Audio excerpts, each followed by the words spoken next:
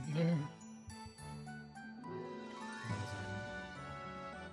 we got the let's turn that down. I really want to get through this case. So let's see how far we can go.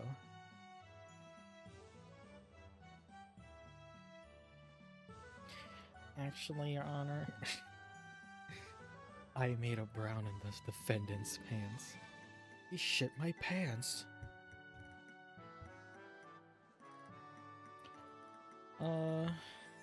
Game, turn game volume back on.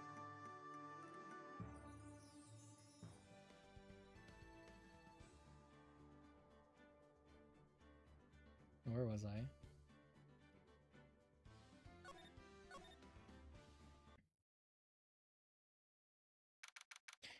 I've already forgotten what I want to do after beating this. I need to like keep this text file open because I keep forgetting. Are we going straight into Xeno after this? Maybe we should play some shorter things before we do that. Oh, maybe we can do a little Deus Ex 1. That might be fun. I think I want to commit to doing not the same game 2 days in a row because I'm gonna go insane if I have to do this again. Actually, let me turn my mic up a little teeny bit. I feel like it's just a bit quiet.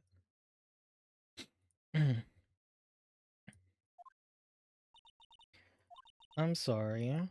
I don't. Oh, good thing it's flashbacks. Just to remind you. Did what we had to get him the verdict he deserved. I didn't know. I don't want a dark convicted so badly. That's why she used me. That's why she used what happened to me. What do you mean what happened to you? It's all in there in the file. Joe Dark's last victim was prosecutor Neil Marshall when he murdered Officer Marshall's brother. Found an incriminating piece of evidence. What did you have to do with those killings? The night prosecutor Neil Marshall was murdered, Joe Dark tried to kill me. He tried to kill you? Officer Marshall's brother Neil was only trying to save me. That means you, yes, I was a witness in the Joe Dark trial. I didn't see that one coming.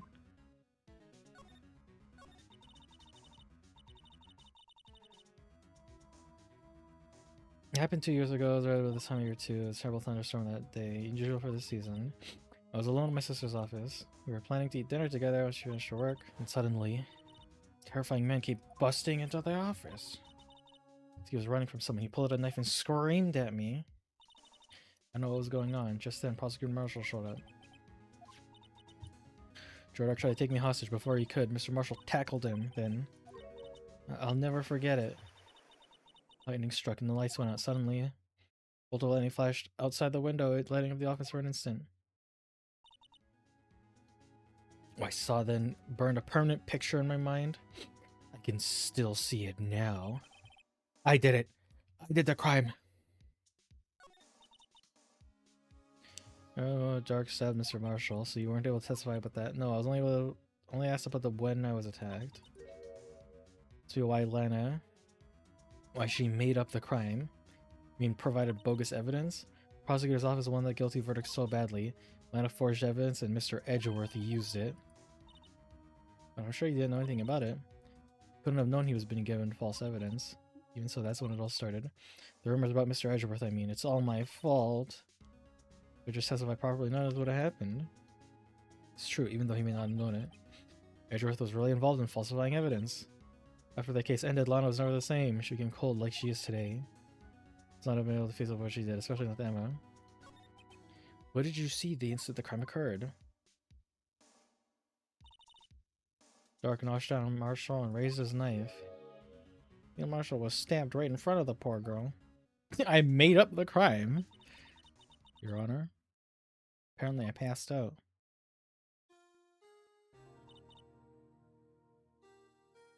Anna was cradling me in her arms.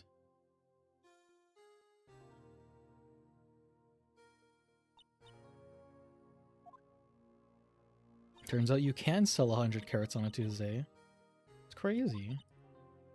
Your picture wasn't very good 2 years ago. You must have been 14. Is there a legal age that they can... Well, I guess, I mean, it's fake Japanese law, so it's probably different. But is there a minimum age you have to be to testify in court? At least in America? So I'm a scientific investigator. I want to be able to fight crime with my testimonies and evidence to make an airtight case. Oh wait, Lana would never have to forge any. Something that bothers me about the crime. Something puzzling me, Emma. What is it? Said you were in Lana's office at the time, right? That's right. Then why would a serial killer come running in there? Not only that, but why would he was being chased by a prosecutor? Oh, there's no mystery there.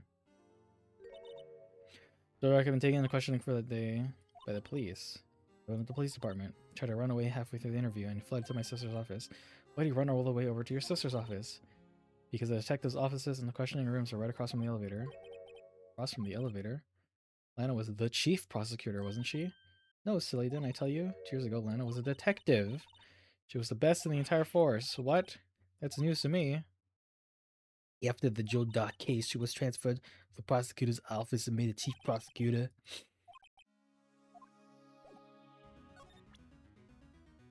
Oh my god, right. We have the piles of evidence.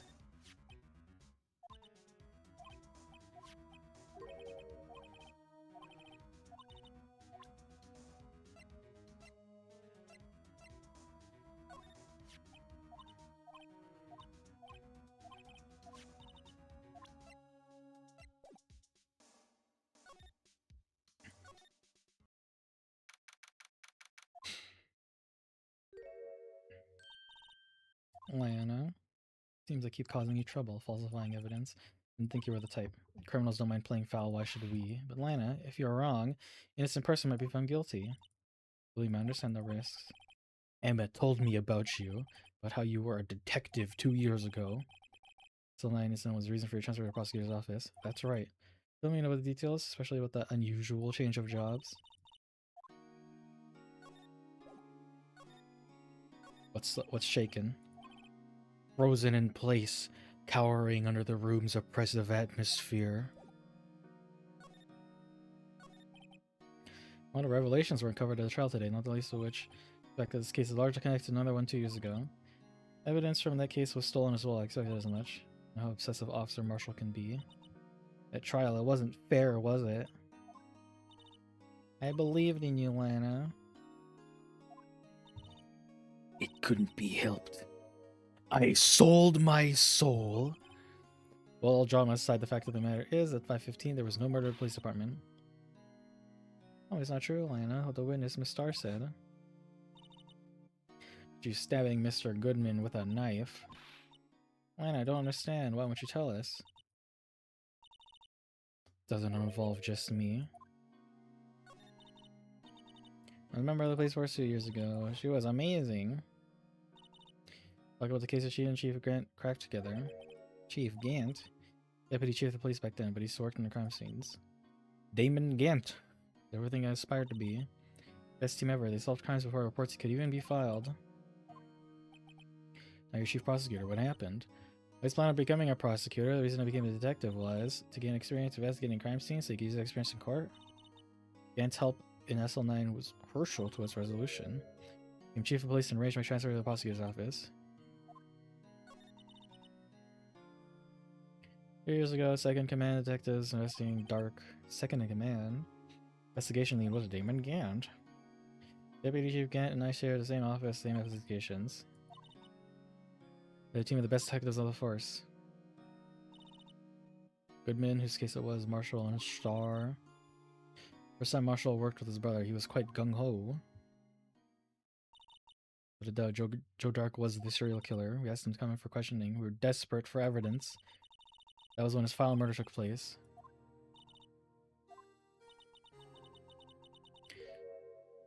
The first person who happened upon the scene of the crime was me.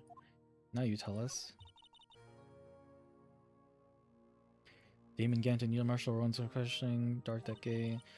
Investigation was the final stages. The dark mode suddenly panicked, so he waited till Gann and Marshall let their guards down and fled the room. From there, he ran straight to the office shared by Deputy Gann and myself, where he found me. I was filing some papers while Gann and Marshall questioning Dark. Into my office, I saw 3 bodies on the floor and smelled blood. 3 bodies. Marshall, the victim, and Emma. The suspect, Joe Dark. Means Mr. Marshall struck a final blow before he died.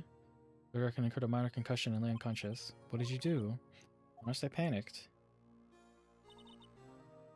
Picked up Emma, carried her out of the room, and just held her.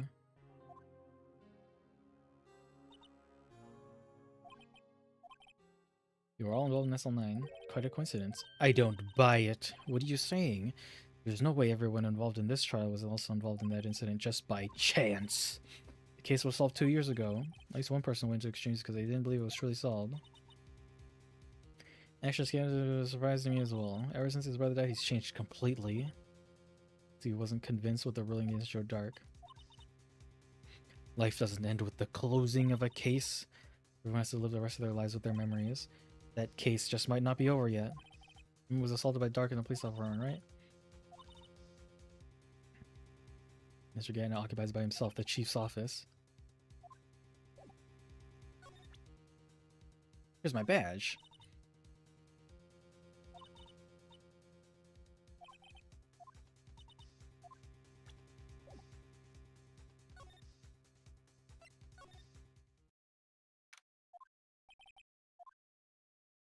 I was probably busy looking at what exactly went down in the evidence room. Let's see where the detectives are. We were in court today on the day of the crime. No one was murdered in the evidence room. I thought we were finally making some headway in our case. Instead, it looks like we just ended up making Lana look even more guilty.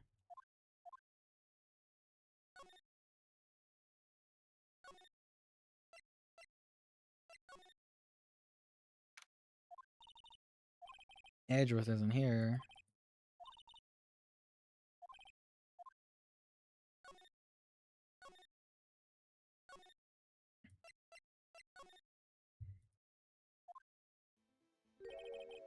Howdy, Bambina. Oh, Mr. Marshall. Never thought things would turn out this way when I woke up this morning. You never know where life will lead you, eh, Bambina? I should have known my luck had run out when old Billy dried up this morning. Say, where you headed? Just over to the prosecutor's office for a little interrogation. It's a voluntary appearance, but we all know I won't be coming back. Sorry, but you can't go into the evidence room today, partner. Why did you do it? Why do prospectors head west? If ever there was a case I needed to know the truth about, it was that one. Before you turn yourself in, Mr. Marshall. Mind telling us exactly what happened? You won't be getting a steak lunch today. Something was fishy about the trial from the beginning. It wasn't just me either. All the detectives thought so. What do you mean fishy? Some of the facts reported were inconsistent with the evidence we found. Example, the murder weapon. Murder weapon, you mean the switchblade knife with a broken tip? That was Joe Dark's, alright. But the initial autopsy report, question was raised. Question? The blade of the knife was not a perfect match with the wound the victim sustained. What does that mean? There's a good chance that knife was not the murder weapon. However, in the report that was finally submitted, possibility had been erased. Case left behind scars on all of us. I got the looks, but he got the brains. He was one of the best prosecutors around. I just made detective when it went down. It was our first case together. How old was he? He was 27 at the time. He was awarded the highest honor that very day. The highest honor?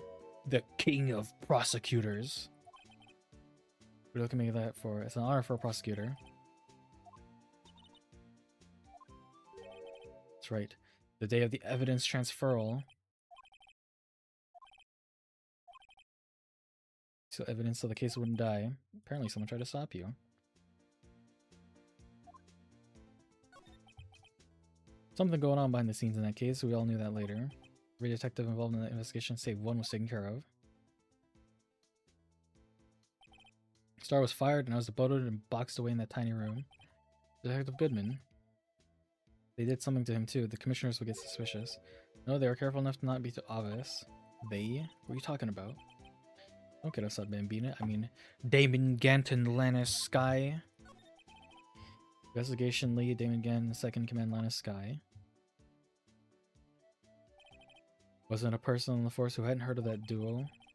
That case was the biggest step in both their careers. After the case ended, Lana was prosecutor. Usually the police arranged for that to happen. Never been the same since she left. Everyone who knew her said so. Chief Prosecutor Sky was totally different when she was a detective. Her secret's too well guarded and never found out. There you have it. That's my story. Certainly enlightening. It's one thing for sure. I found out in court today. That boy Edgeworth isn't my enemy. He was the one who used falsified evidence to get a guilty verdict. Someone else was the one who gave him that evidence and planned everything. That someone is Damon Gant. Don't believe me? No.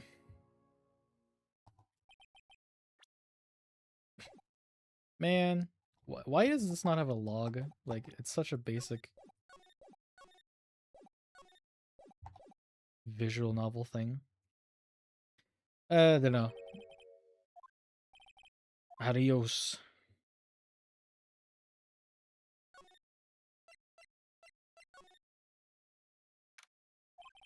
It's pretty empty, but the is deserted.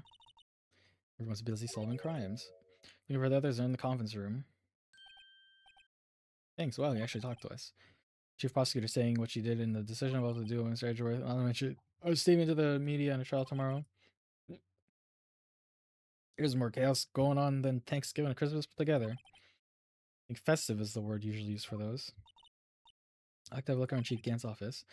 Just use the connecting hallway to the other building and take the elevator to the top floor. Really? You mean it's time for us to go there? I mean, we weren't police officers or anything. Hey, you're right. You can't go in there. It's off limits. Nice where Detective Gumshoe gets his unique charm. Well, what are we waiting for? To the chief's office. What? Dark case may have been fabricated. That's what I thought all along. I just never bothered to tell anyone. That's it. The villain used a time machine. Very clever indeed. That would explain the alibi. Future might not be so far away after all.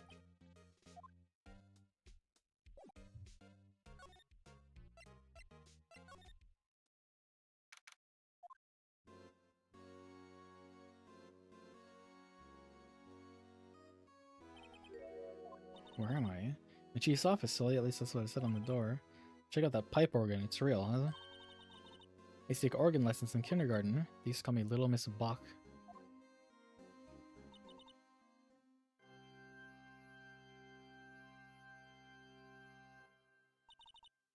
Never could remember where C was. What's you two, Chief Gant? The paper he was reading in his desk.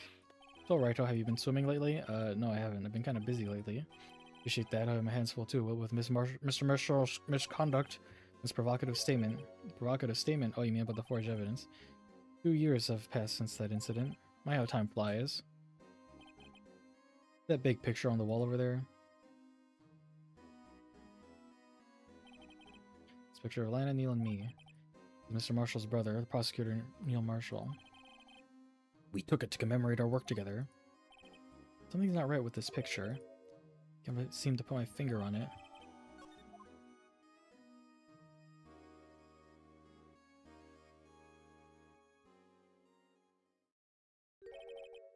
Anyway, I'd like to reminisce all day, but there are matters that need my attention. I'm going to lock up here, so let's go together. Oh, but this office, it was a crime scene 2 years ago, wasn't it? It's long gone over. There's no need to investigate anymore. All the same, we still like to have a look around. Perhaps you didn't hear me. I said there's no need to investigate it anymore. Now hurry up and get out. I have a meeting to attend. Look around, welcome. Seems that case isn't over with yet, after all. What do you mean? Chief Gant denied our request to search the crime scene. That means there's a reason he doesn't want us looking around in there.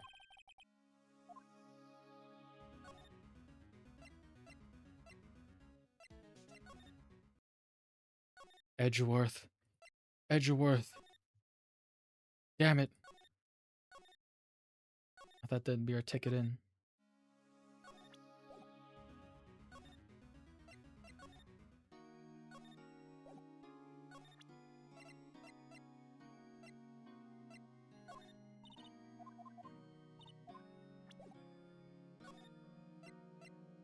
You ain't helping us.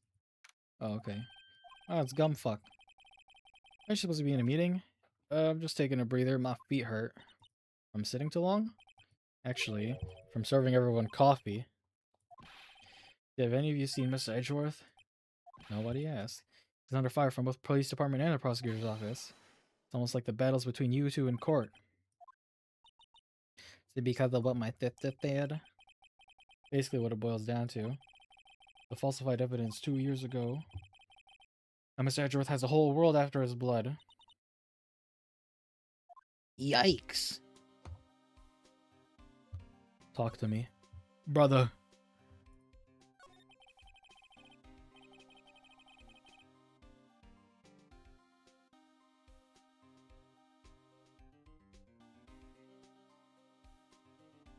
Then why would Edgeworth be blamed? It's not like he knew the evidence was forged. Lanska is the guilty party, isn't she?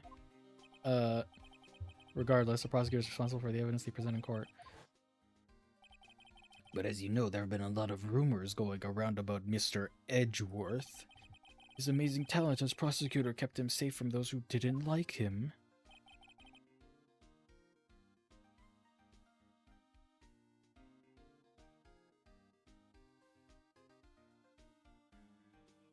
But now with this, there are really so many people who hate him. In our world, only those with talent rise to the top. Edgeworth not only has that, but he's young. There's no better recipe I know for making enemies. Hey Dick, keep up the good work. Yes sir. Let's go out for lunch again sometime. My treat. You gotta take me back to that joint sometime, okay Dick? You don't have any problems with your enemies. I think I will not to stick out. I'm worried about him. Under all this pressure, I'm afraid Mr. Edgeworth just might crack.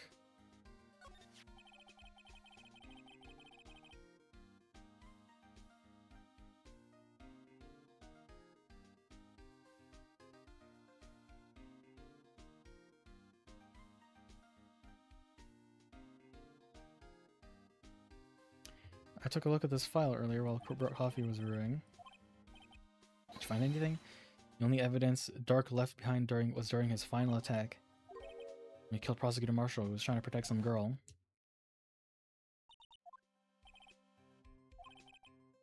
That's when he left the most incriminating evidence of all. Well, what was it? It had something to do with the murder weapon. Oh, I forget. Look, it's all written in here somewhere.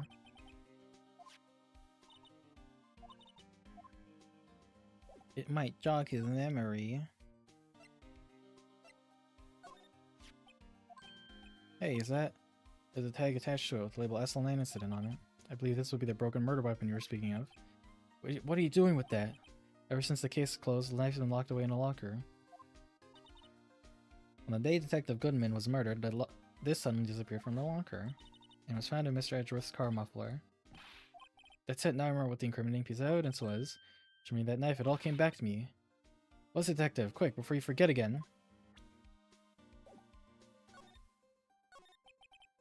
Joe Doc was 42 at the time of the crime. He was a run-of-the-mill businessman. One day, on his way home from work, he hit someone with his car. What was an accident? An accident, yes, but it transformed him into an animal. A kid walked by then, he killed him too. Then when he's burying the bodies, a jogger came upon the scene and he killed them as well. Finally turned himself in. Seems he was a pretty careless animal. Well, conjecture. There wasn't a single shred of evidence. In the middle of questioning, he fled and murdered his final victim, Prosecutor Marshall. It was witnessed by someone too, but luckily Dark was arrested on the spot. Good thing that last witness wasn't killed. It was Joe Darks, wasn't it? Yeah, at the right. Traced it back to the store he bought it, plus it had his fingerprints on it too. No one actually witnessed him using it to murder anyone, right? So his luck ran out. Take a good look at the knife, you see it's broken. You have to take a good look to notice that. Anyway, take a guess where the broken off tip of the knife was found. That's what did him in. Or was it? The victim, Neil Marshall, was carrying it in his own body. Not deep inside the stab wound. Did it match Dark's knife? You bet. Down to the last fiber.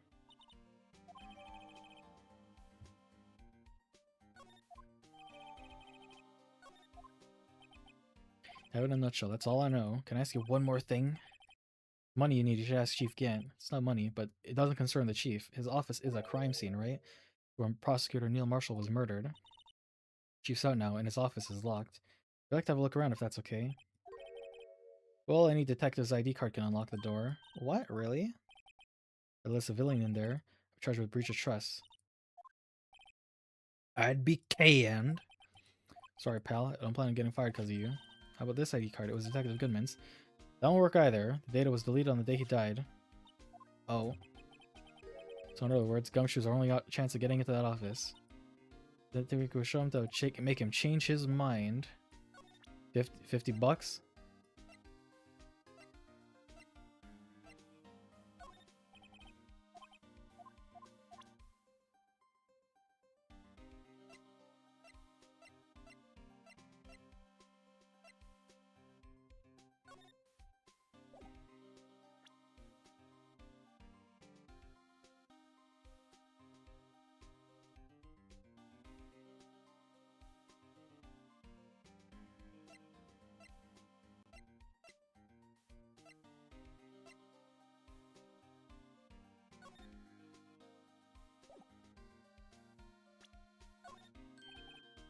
Just bought some of that stuff, and I can go around detecting blood traces too. Is that a new type? I've never seen that bottle before. At 3 inches to your base height. Base height. Looming tall. New and improved growth formula. Can't detect any blood traces. Not quite the same thing as luminol. That's why the lady on the counter had that smirk on her face.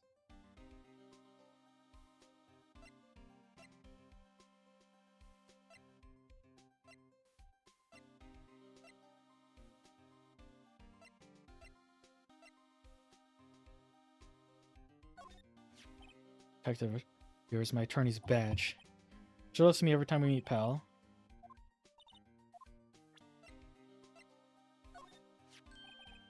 That's it. Senior Prosecutor's Award.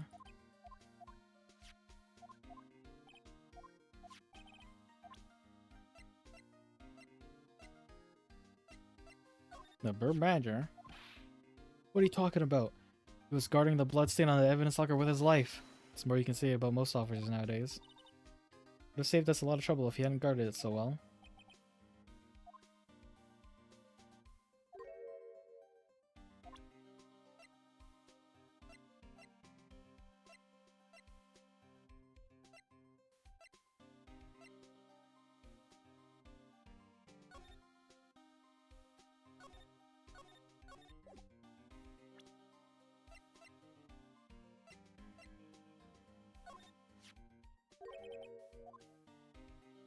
Memories you'll have from previous lives.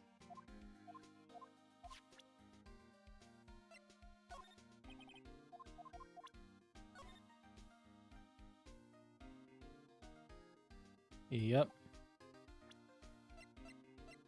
Brug.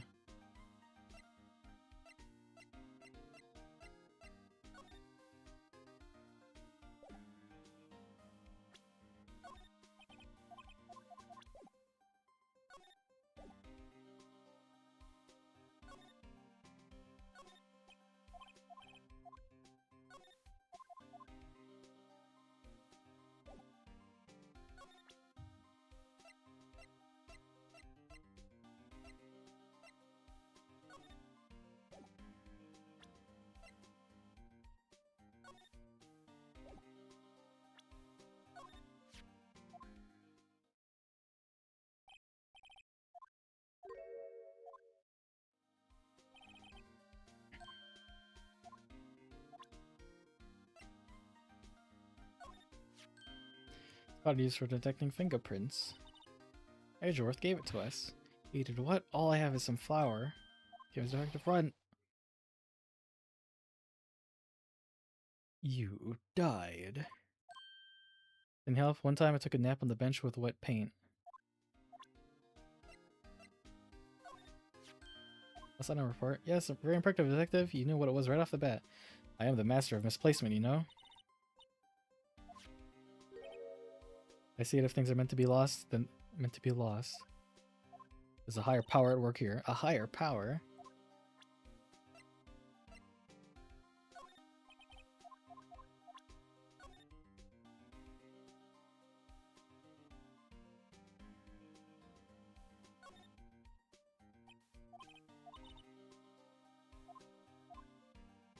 You know how many other words it sounds like? Bag, gag, glut, nag, lag, zag. Is that a word? Do you challenge me? What are you playing, a word game now? I'm not human. I'm an animal.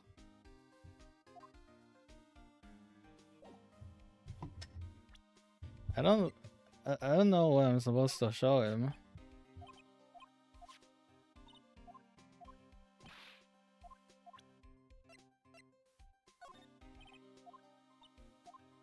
He was like a mentor to me. Even when I started out, he gave me a small cactus.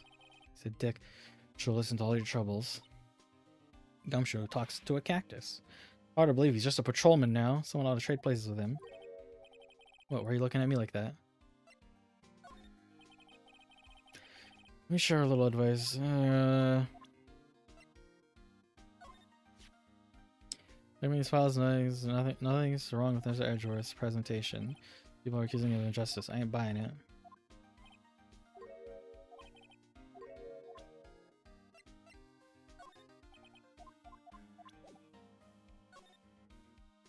Don't have to go around and talk about stuff.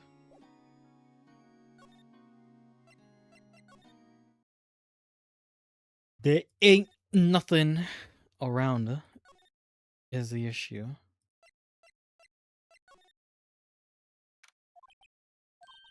There he is. Oh, okay. Edgy's back. What are you doing here? She was quick to throw that paper on the floor. Left it in court, huh? Had to live the past 2 years with rumors flying around. What's another allegation to me? Cheer up, Mr. Edgeworth. I'm rooting for you. That's Edgeworth for you. He's trying to hide his real feelings, so what do you want? Like some people I don't have all day.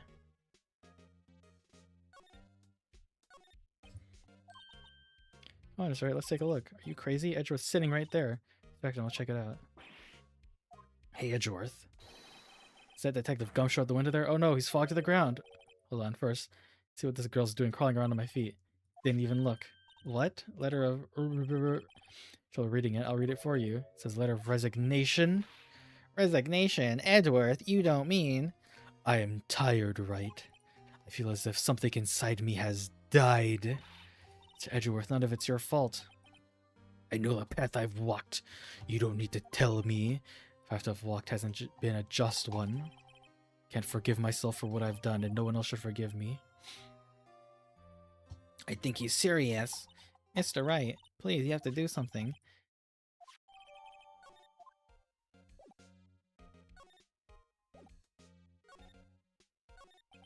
The dark is for what I done. Who's like, oh, you supposed to break down to you didn't know, did you? I'm to error is my error and responsibility is prosecutor in charge. Ben Edgeworth. Why has it come to all this? Are you up for the trial tomorrow? First last year's trial and now this one. All it seems to do is worry me. Unless you're getting on my nerves. Mr. Edgeworth, you can't just walk out on the trial. Too late to change prosecutors. I bet that's why my superiors are banking on. Thought that case would come back to haunt me like this. What do you mean? The list of evidence, it seems too short. Most lists run twice as long. It's only half as long as most lists. That's odd. Yeah, Marshall was murdered. I'm prosecutor for that case. I'm part of the investigation, but I knew what I had to do. Use the evidence I was given to prove the suspect guilty. That was really the only thing on my mind at the time. Say, we just saw a picture taken around that time.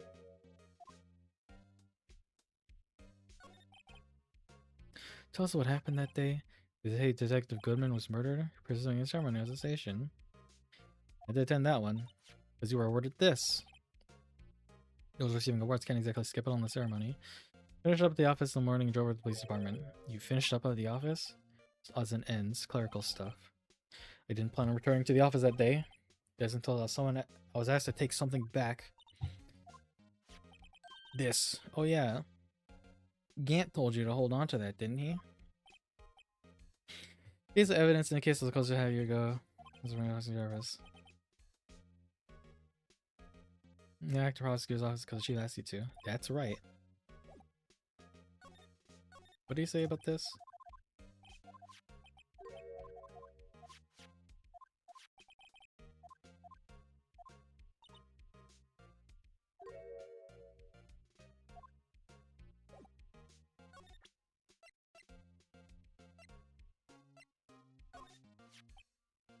Show was hanging on the wall in Chief Kent's office.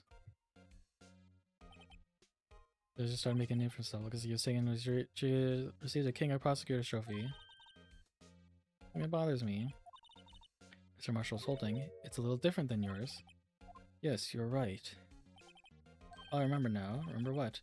That's what the official prosecutor trophy looks like until 2 years ago. Story behind the design.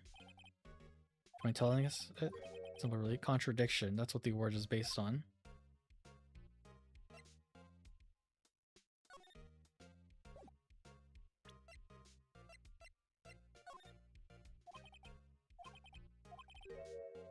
I know where to serve as prosecutor.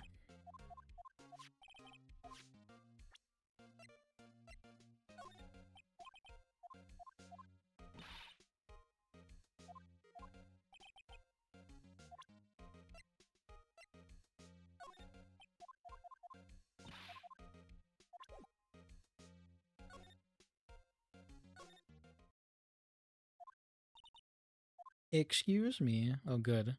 Booba. You really care for a quarter-pound of roast beef? Star, I guess she's out of lunches.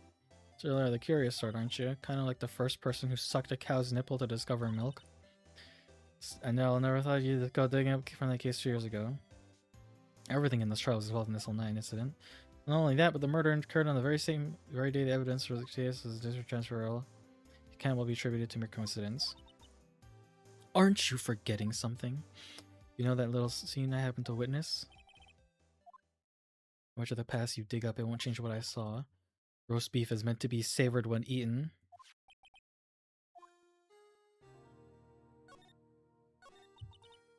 That's a name I'll not soon forget.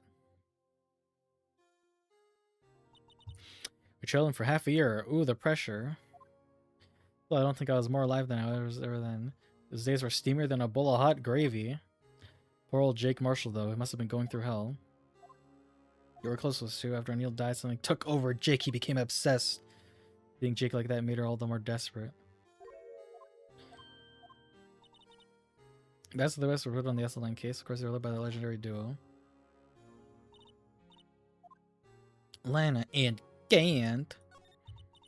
The J pair was a region where we keep over investigation. That's why we're so shocked over how it turned out. Forging evidence? Don't get me wrong, Joe Dark got what he deserved. It's obvious the evidence produced in the court was being manipulated. Items our team never found would suddenly appear, while other items were kept secret. You have any proof anything illegal was done? I'm proof enough of what happened. All of us, save Goodman, were relieved of our duties, most without even so much as an explanation. Then Lana Sky transferred to prosecutor's office and became chief prosecutor. Lana always wanted to be a prosecutor. Nothing's quite as simple as it appears. Lana Sky was merely being used as a pawn. That's my take on the matter. Oh, wild sentence to come back to. Hello, Rick. Gann led the investigation and Lana's second command. They were the best. They solved all kinds of cases together, didn't they? His magnetism, ability to attract evidence. He produced the most incredible evidence in the cases he handled. Oh yes, there were rumors about him even back then. No one dared to confront him, though. Back then, everyone looked up to Lana. All the detectives wanted to be like her. Really? Oh yes, myself included. I was a fool, really. She hated anything crooked and always watched out for the other detectives. But she was so concerned for Jake. When Jake's brother was murdered, she felt as though she had lost her own brother. If it wasn't for her, I don't think Jake would have ever recovered from his shock. Makes it all the more infuriating. That's why I'll never be able to forgive her. Why did she have to turn so cold after that? She told Rossi hours 2 years ago, didn't she? Thanks to Chief Gant's powerful influence. Having solved the SL9 case, his position as chief was secured. There's only one thing left for him to control. And no one could stand in his way. The prosecutor's office. That's why Lana was transferred? If he could control the chief prosecutor, he could control the prosecutor's office. Must have been his goal all along. How could he control Lana? I don't know, but one thing's for sure. Ever since the case ended, she's never been the same. It's only logical to conclude there must have been a reason for that change. Listen to me, Rookie. It takes more than ingredients to create fine cuisine. Maybe you turn out to be a better chef than I've been.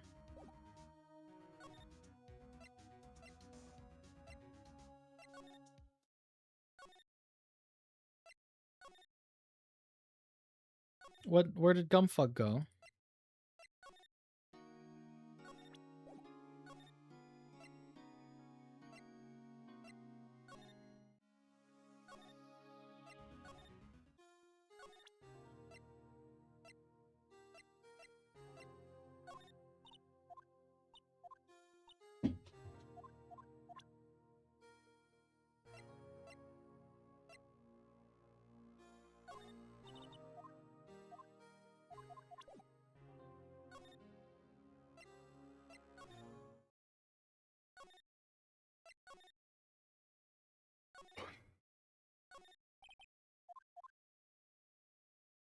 Police department makes fatal error.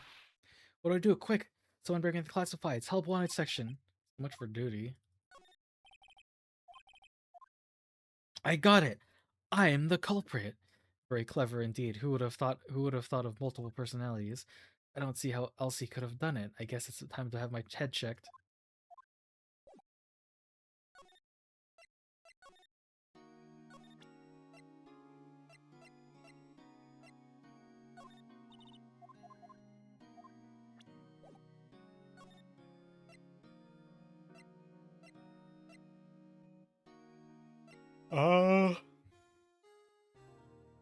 Well, where did Gungu go?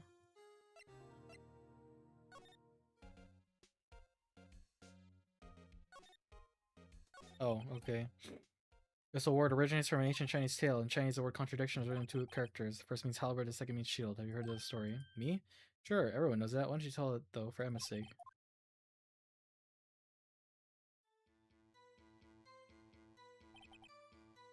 Kingdom of Chu, there was an arms merchant. One day he presented the king with two items.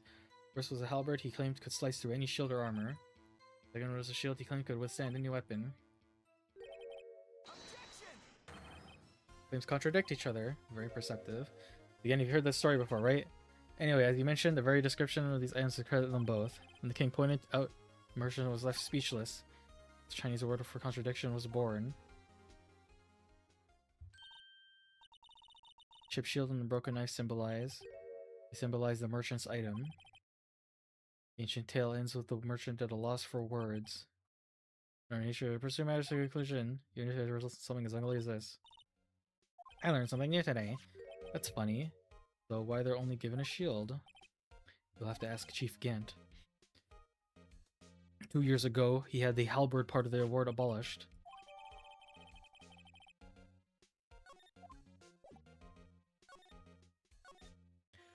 Ik got from back. Let's have a look at the Blue Badger.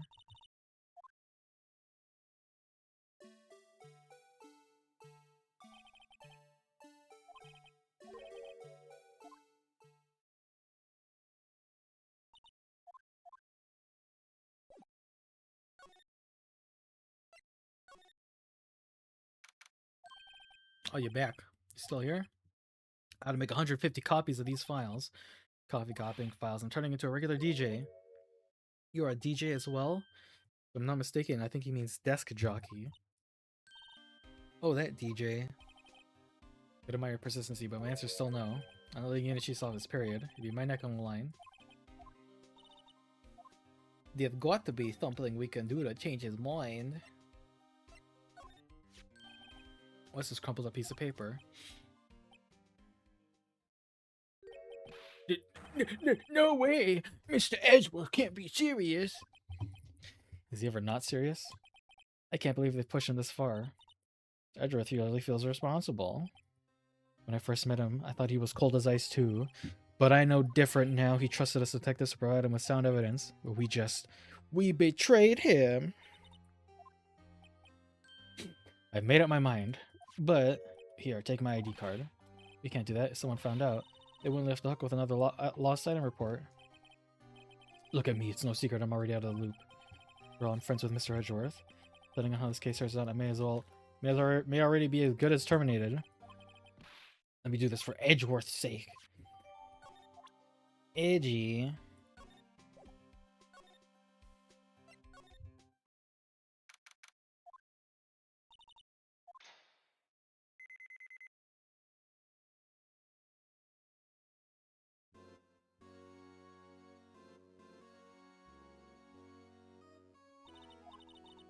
No one finds us now. Take it to Gumshoe's a goner.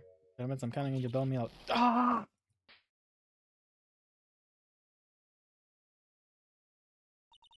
Sorry, I thought you were a ghost. I didn't know you could slap a ghost. Back to Gumshoe. What are you doing sneaking up on us like that? I wasn't sneaking, I was worried something might go wrong. So I came too. You're here. What's the point in giving us your ID card? Gumshoe's ID crushed and rendered unusable in pocket. Don't do that to my ID. I hardly ever get a chance to come in here, so I figured I'd have a look around myself. Guys, we're all in this together now. You really do want to get fired, don't you? Not if we're lucky. Now come on, let's see what we can find out.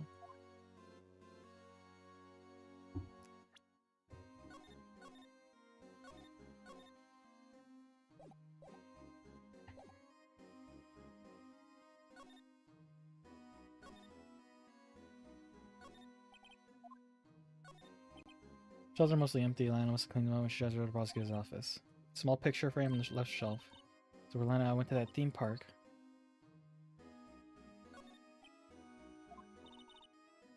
Lana's always a meticulous cleaner.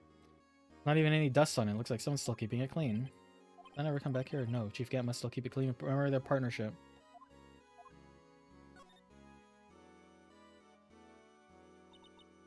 Taken a day 2 years ago. After receiving his award trophy, Mr. Marshall took a picture here. Went along with Chief Gat to question Dark. But he never knew he'd be dead just a few hours later. Man, they got this picture printed out that quickly. Occasionally we hear him playing it from the Colonel's affair apartment. On the second floor, and this is the 15th floor of an entirely different building. When a detective screws up, the chief calls him to his office. Makes them listen to the organ for hours. What's so bad about that? Music soothes the soul. After that, the detective can't hear anything for days except for the ringing in their ears. Aren't the chief's ears affected? He never listens to anyone anyways.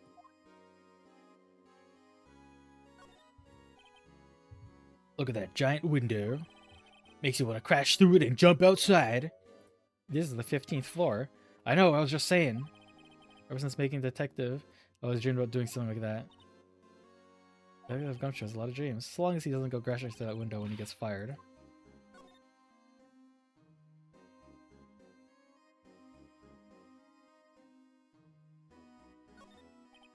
This is a real deal, isn't it? These armor and these weapons? Sure as pal, the chief doesn't care for imitations. Just pipe order, and now this armor. You know how many taxpayer dollars must have gone into this room? You mean we're paying for this? That's it. I'm not paying 1 cent of my taxes. You don't have any taxes to pay. Shh, be careful what you say. Who knows? Chief might be hiding in this armor as we speak. I don't think he'd fit in there. Even if he did, he'd never be able to get back out.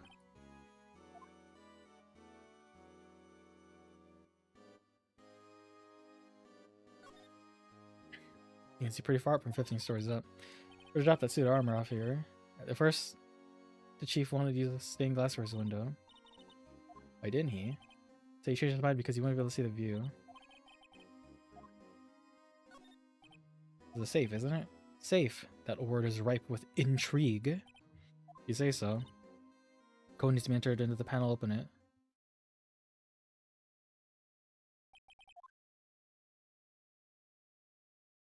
A 7-digit number. I have a hunch. Oh, I know. You want to try my birth date? It's...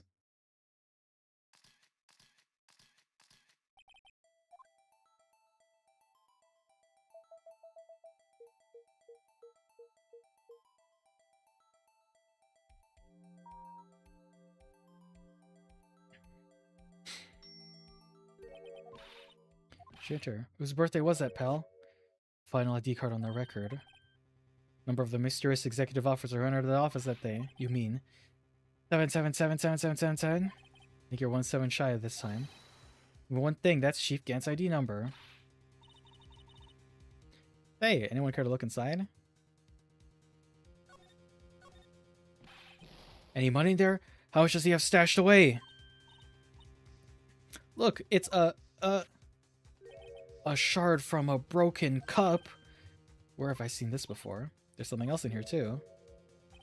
What's this? It looks like a piece of leather cloth. The handprint, isn't it? Hey, I saw someone wearing a shirt like that once. Think the chief made up the design? Oh, well, it was just a thought. Is that it? Is this all that was in the safe?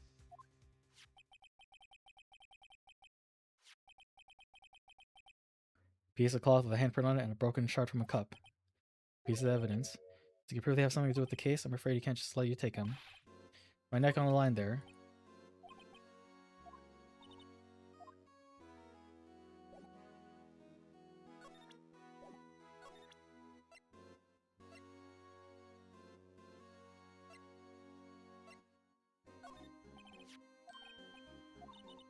Let's take some fingerprints. So you can handle like that. Go ahead, take my fingerprints. It's not your fingerprints we want to take. Talking about that cloth we found in the safe. I knew that. The one with the handprint on it. Where's your sense of humor?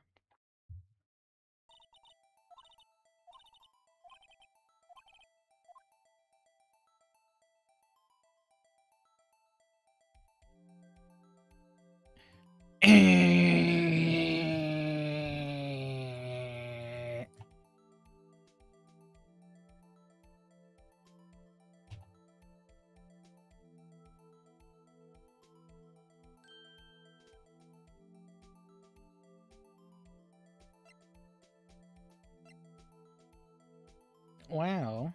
It's a match.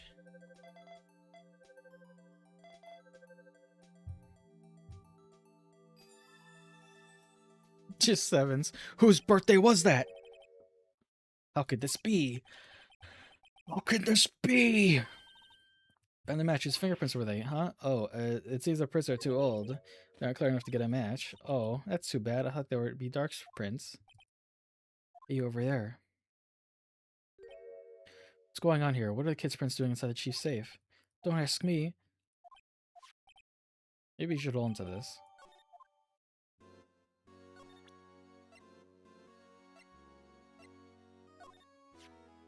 Gumshoe, could you have another look at this jar? I remember when the three of us put that back together. Oh, those were the days.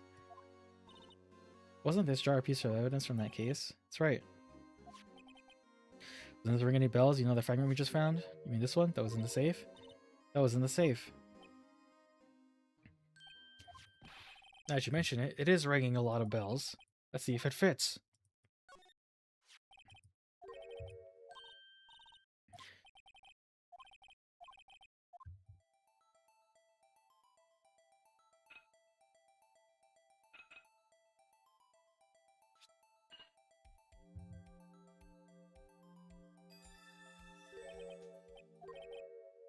Chief Gant willingly hid a piece of this jar in his safe. Concealed a piece of evidence from the SL9 incident. Get a load of this. What is it? Piece of evidence you just attached. It's different from the others.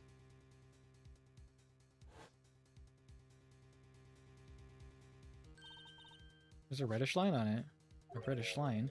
That's blood.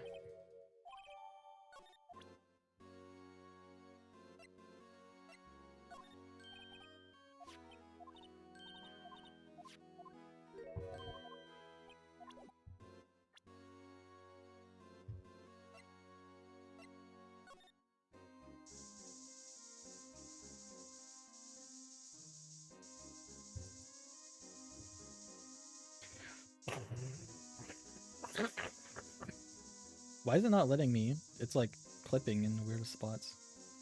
I think it's because of the UI. Slide to the left. Oh, okay.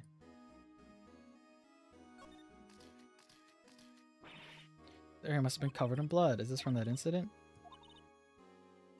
The reaction's kind of dull. The murder really did take place here.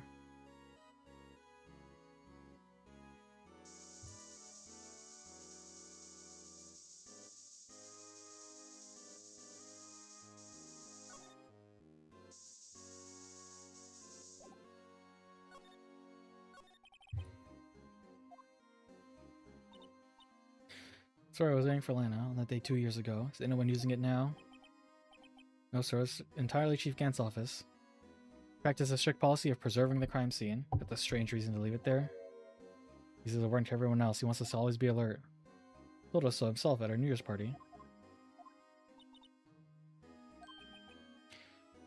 No one except Chief Gant and the cleaning lady who works here in the morning.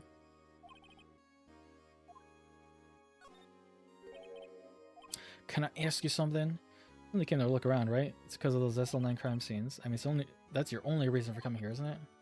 Why do you ask? You don't think? Nah, it wouldn't be. There's no way. Never mind. Don't worry about it. Okay, now then, let's look around a bit more. Hey, hold on. Not so fast, buddy. What is it? Someone tells you, don't worry about it. It's supposed to start bothering you, pal. Don't just let it go. So what's bothering you? You two don't think Chief Gant might be a suspect, do you? What do we think of him?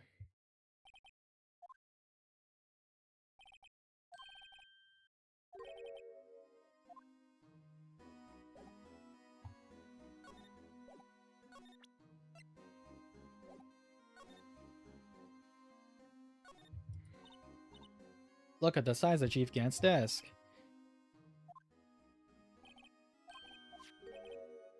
Put that paper he was reading in his desk. I wonder what he was reading.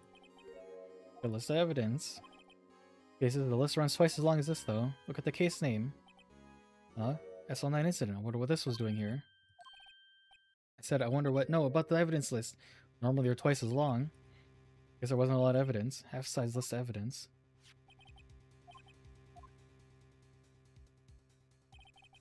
What would the other half of the list be doing here?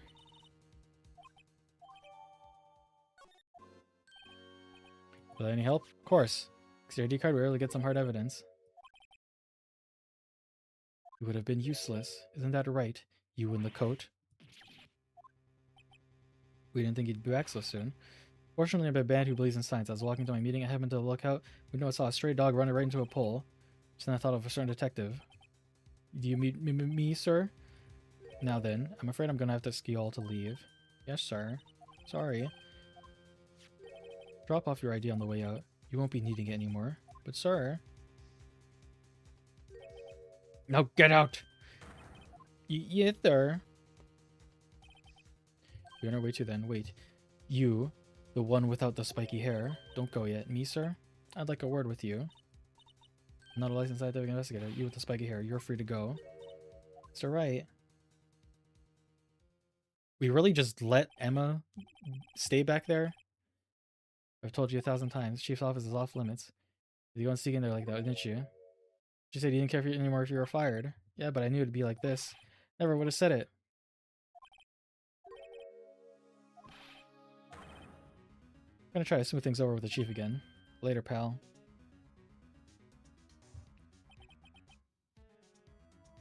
After that, I heard from Emma. She said the police wanted to ask her some questions, so she'd be busy for the rest of the day.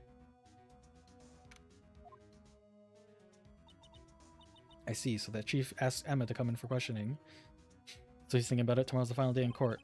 Committed to doing everything I can to defend you, which is why I'm here. I already told you all I can. What you've told me over these past couple of days is absolutely nothing. Not a single useful thing. I believe I did mention something quite important. Something I told you right at the beginning. I said that I was the one who stabbed Detective Goodman, and I finally figured it out. I know who it is lurking behind your words. You did a good job mentoring you. I'm rather jealous. Seems Edgeworth was right. Once you're convinced you know something, no one can persuade you otherwise. Thick-headed is the term he used, I believe.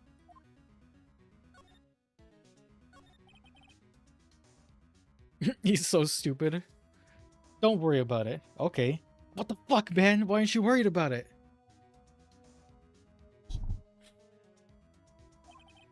You insisted you did it, yet there was no incriminating evidence. That's when it hit me. It's not that you're unwilling to tell the truth. You're incapable of doing so because of a certain individual. What an intriguing notion. A certain individual, you say? Do you think I'm protecting this person? Protecting? No, I think afraid of is more like it. If I'm not mistaken, the person in question may have persuaded you into silence. For its sake, who may I ask this person speaking of?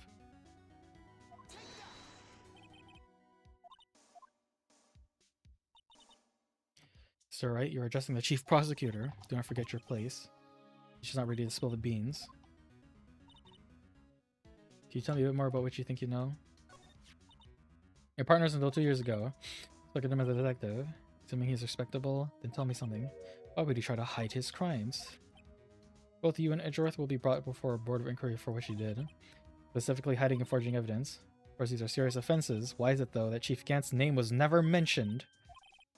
Edgeworth didn't know the truth behind the forgery. The only party who could have possibly tampered with the evidence was me. I had access because I was second in command of the investigation. Yes, you, but one other. Damon Gant.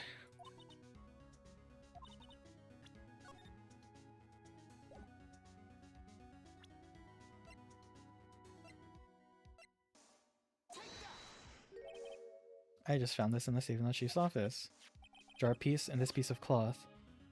You know what these are? These are evidence from SL9. The person concealing evidence was none other than Chief Gant himself. Now tell me, why are you taking the blame for him? Touche, Mr. Wright. It is as you surmised. I cannot disobey the chief's orders, even if it means being found guilty for murder. Also expect me to be able to tell you that. 3 days ago, I had no choice but to cooperate in the murder of Detective Goodman. Or perhaps I should say follow orders. More accurate than cooperate. Though I can't tell you the details, I can tell you the order I was given that day. I need you to dispose of Bruce Goodman's body. Find it inside the trunk of Miles Edgeworth's car. Just as I suspected, despite what everyone believes, you were not the one who murdered Detective Goodman. Whips out badge. Take that! Check to take the body out of Edgeworth's car. Trunk's lock was broken. Discovered the murder weapon while I was inspecting the body. You mean Edgeworth's knife? No, when I found the body, this was the knife stuck in it. Knife from SL9, serial killer Joe Dark's knife. Couldn't just leave that knife in him. So I took it out and stabbed him with another knife. That would be Edgeworth's knife. Though he was already dead, my hands were already shaking at the thought of stabbing him. That's why I ended up cutting my hand.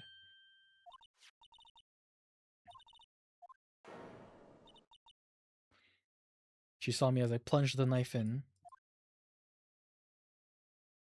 It's impressive that she decided to replace the knife, so she picked him up, set him upright so that he would look like he was standing, and then wound up a haymaker with the knife to stab it in the same spot the other knife went in.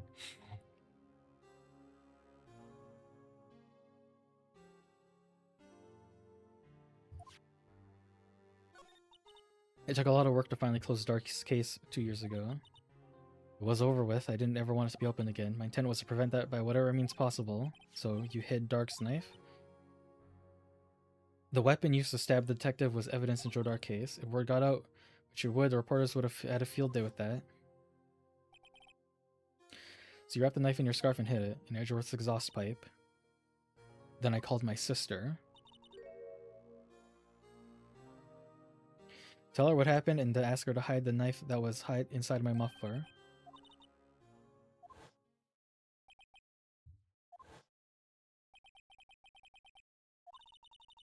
Speaking of phone calls, I had a bad feeling about the one of them that day. Bad feeling? Truth is, after I received those orders from Jan, first thing I did was make a phone call. A phone call to Patrolman Jake Marshall. Why on earth would you call him? Lead investigator for SL9 incident had been murdered. I wanted the fact to be kept hidden, and I needed help. The only person I could trust. Or at least I thought I could trust him at the time. However, it seems after I spoke to him, he went off on his own on an escapade on his own. Not wanting the case to die, he decided to take things into his own hands. Disguised himself as Goodman and tried to steal the evidence. He stole the ID card. Couldn't make it up his mind and had to break into the evidence room.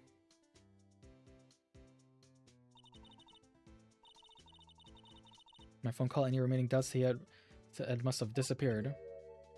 So your phone call caused you in the evidence room.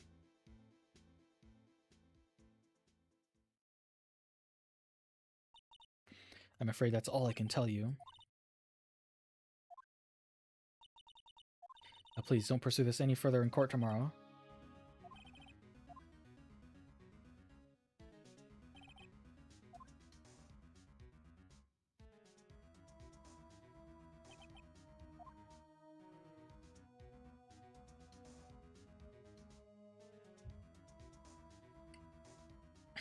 Did the guy have multiple stab wounds, or did she perfectly stab him right where the other knife was? She had to have stabbed him in the same spot.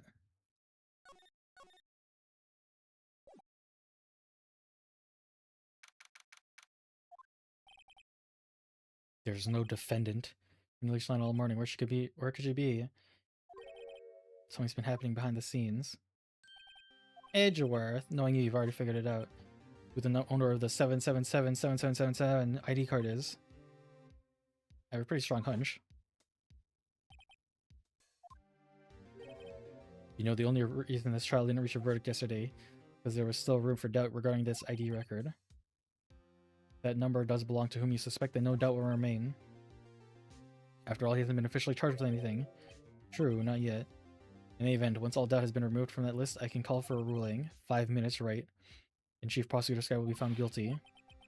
Figured you say as much, that's why I came here to hear what you have to say. Lana's hiding something, and the only way we'll ever know the truth is to draw it out of her. The truth? Everything goes back to the SL9 incident. Don't be stupid. Today's the last day of the trial. We don't have time to reminisce about the past. That depends on you. If she's found guilty, you lose your only chance to find out what really happened. I'll think about it. See you in court, right?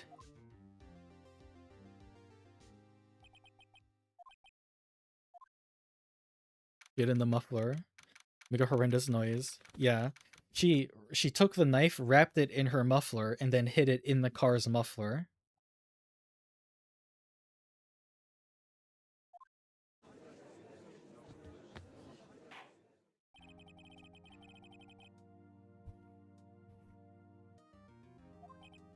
The defendant is ready, Your Honor. Prosecution is ready, Your Honor.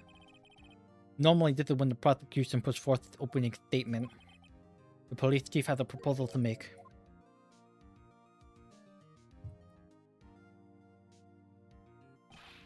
Morning, folks. How's everyone doing? Hey, Uji, bang back to the pool yet?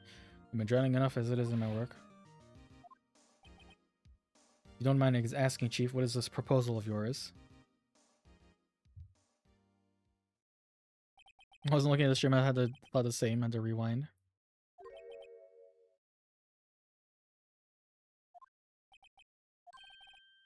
Having heard what she has to say, I feel I should be granted her request.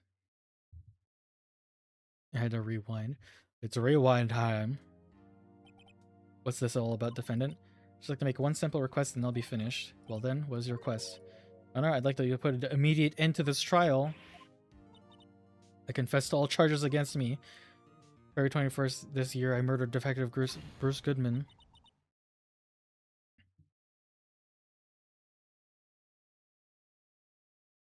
An underground parking lot in the prosecutor's office. Oh, Lana.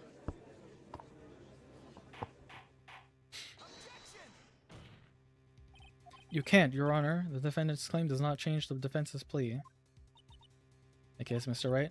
I no longer require your services. I hereby forfeit my right to an attorney. This case may lack direct evidence against me. It's sufficiently proven its case through testimony and circumstantial evidence. I'd like to render your verdict now, if you please. Well, the defendant certainly has the right to self-representation. The request is legally valid, although this is an unprecedented situation. There is no further need to continue this trial, even if Mr. Wright may feel otherwise. This can't be happening.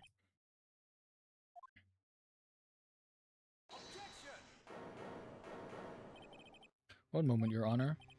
Mr. Edgeworth, prosecution has not yet proven the defendant guilty beyond a reasonable doubt. Any ruling at this stage will certainly be premature. Come now, Worthy. I understand it's a difficult time for you, but why don't you be a good little boy and keep your mouth shut? I don't think I care for your tone, Chief Gent. Creating another fabrication to cover your past mistakes. Sorry, but I'm no longer the naive little boy you would have me to be. The sudden confession from the defendant, it's obvious to me that some kind of deal was struck behind the scenes. Some kind of deal. Not everyone operates as you do, Worthy. I thought so. Honor, the prosecution would like to change its first witness. To whom? As its first witness, the prosecution would like to call Miss Emma Sky. Request the court hears her testimony. Edgeworth, I am exercising my right to self-representation. I don't think we need to continue. I don't care what you think, Miss Sky. The exposure of truth sometimes results in tragedy. However, no matter how tragic the truth may be, it would always be an even greater tragedy to avert one's eyes from it.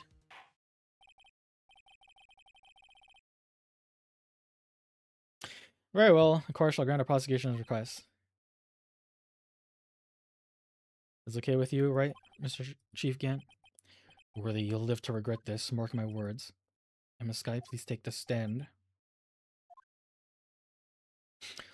Hello, Dave. He's been playing so long his voice turned retarded, back to normal. I just talk retarded all the time. Didn't they do this in the first game? Where case both guys just give up and start working together. This is the only time they've done it so far. But yeah, we pretty much just, like, Edgeworth just starts working with us to figure this out. Name and occupation. My name is Emma Sky. I'm Lance's sister, and I want to be a scientific investigator. 2 years ago, you encountered the serial killer Joe Dark. The Joe Dark killings. Is this correct? Yes. I'm trying hardest to forget about that, though. I'm sorry, but I'm afraid I'm going to have to ask you to recall those events one more time. Mr. Edgeworth, please remember this trial concerns the murder of Detective Goodman.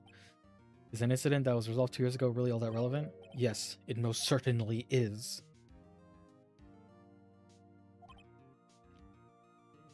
Shut up, bitch. You're guilty when I say you are. Part of the story is familiar, but I don't remember what Gant has over Lana. I remember. I do remember what the twist is. And I also remember vaguely how you can get the bad ending for this case. So hopefully we'll avoid that. Okay then. You should give in fast. Now, testify what happened 2 years ago. Trip to yesteryear has finally begun. It's bound to lead to the truth behind this trial.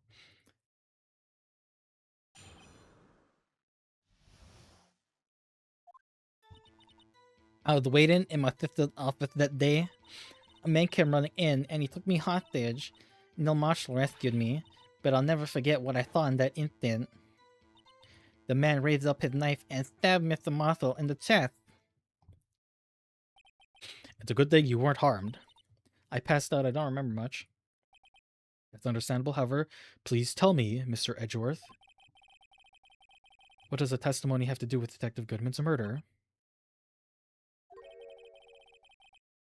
That will soon become apparent, Your Honor. Very well. Defense may begin his cross-examination. Actually, bad endings where the game continues, or is it straight game over? It's just a game over. But there is a choice you make that results in you losing it, like, instantly. Alright, let's get a good old save going on. I think this is, yeah, this is the last day, so we are, hopefully we'll end this stream. Because, good god. The defendant was a detective at the police department, correct. She was second in command of the Deputy Chief Police Gant. You're the best detective ever. Yes, I remember. Deputy Chief Gant and Miss Sky used to be quite the pair. I believe they share the same office. That's right. I always sit at my sister's desk. I'm dreaming about playing that Orion. I wanted to play it that day too. Police department and prosecutor's office held a ceremony that day, and I promised to take me to dinner after she finished her work.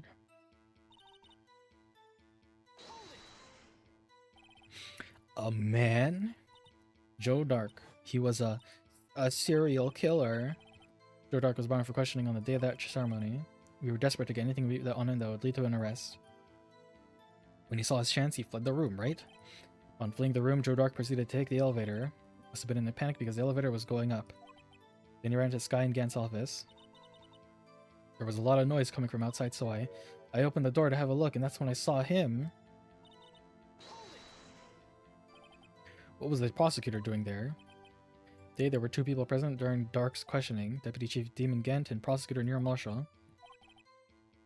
Neil Marshall had received the King of Prosecutors Award.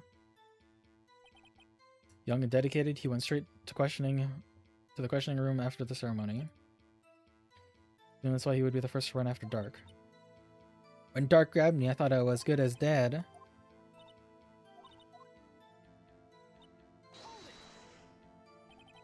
Can you tell us about that? Mr. Marshall jumped on dark, and just then, when the lights went out... The lights? It was about this time of year. There was a terrible storm going on, and lightning struck nearby.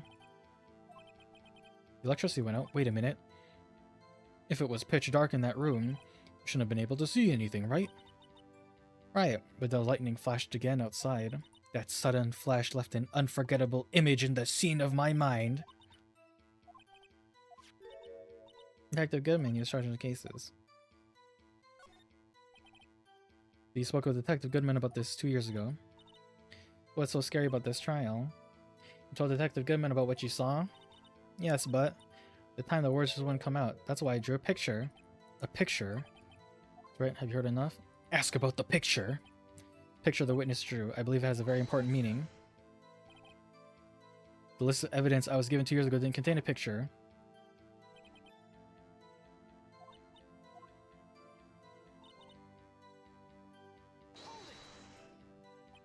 For a picture of the scene you witnessed.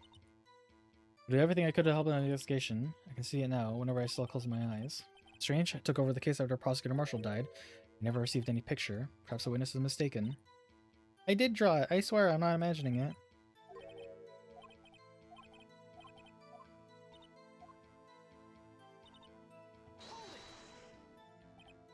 That must have been a real shock. Even now, when I close my eyes, I can still see it just as clearly. Tell us, what were you doing at that moment? I believe you testified that Joe Dark was holding you hostage. Lightning struck and the lights went out. Mr. Marshall jumped on Dark and I was thrown aside and two began wrestling each other.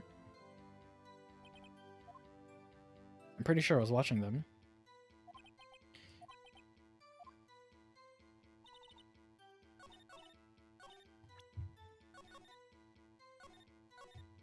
Let's get a good old save going on.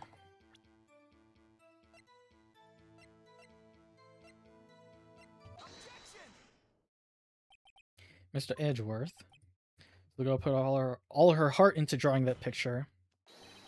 And yet you would insist on denying its existence? Huh? Hey, I'm not the bad guy.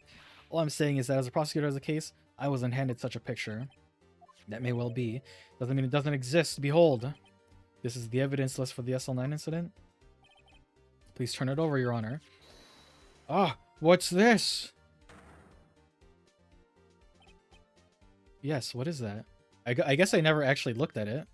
That's the picture I drew. Two men appear to be wrestling here. What's the meaning of this? What are you doing with that list? Me? Only the prosecutor in charge should have access to that list. These lists, they're different from each other. It would appear, Mr. Edgeworth, that the evidence list you were handed 2 years ago was incomplete. Two lists fit together to form one. You can see the marks here where they were torn apart from each other.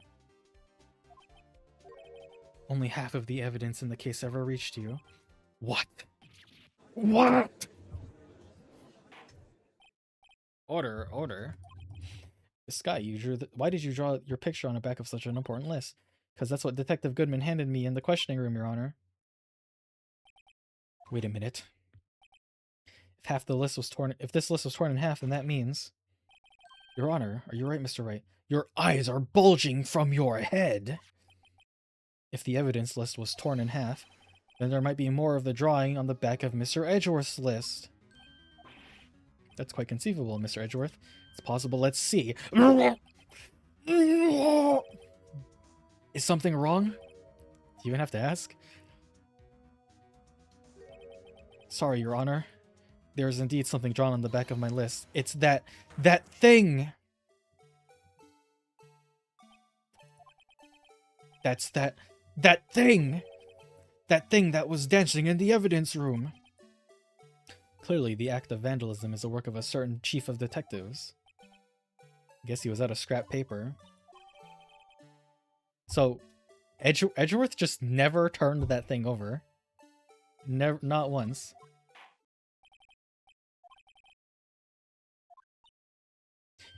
Huh? Oh, yes, sir, Your Honor.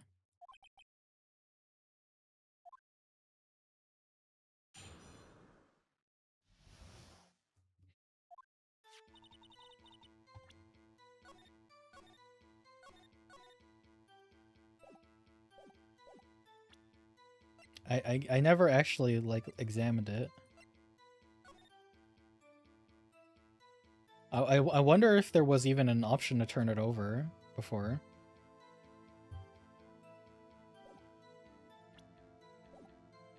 The picture I drew 2 years ago.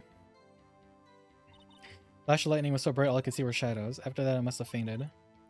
Picture shows exactly what I saw in that moment. Edgeworth looks and just starts vomiting.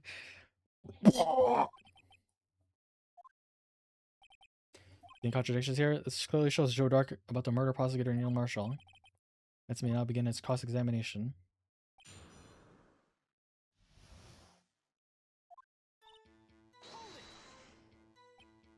Did you draw this picture right after the incident? I think I drew it 2 or 3 days later. First, I was in such a state of shock I couldn't do anything. During that time, the investigation team was reorganized. Detective Goodman was placed in charge, under the direction of Damon Gann and Lana Skye. Excuse me, witness. Can you tell us why this picture is painted all black? Flash of lightning was so bright all I could see were shadows.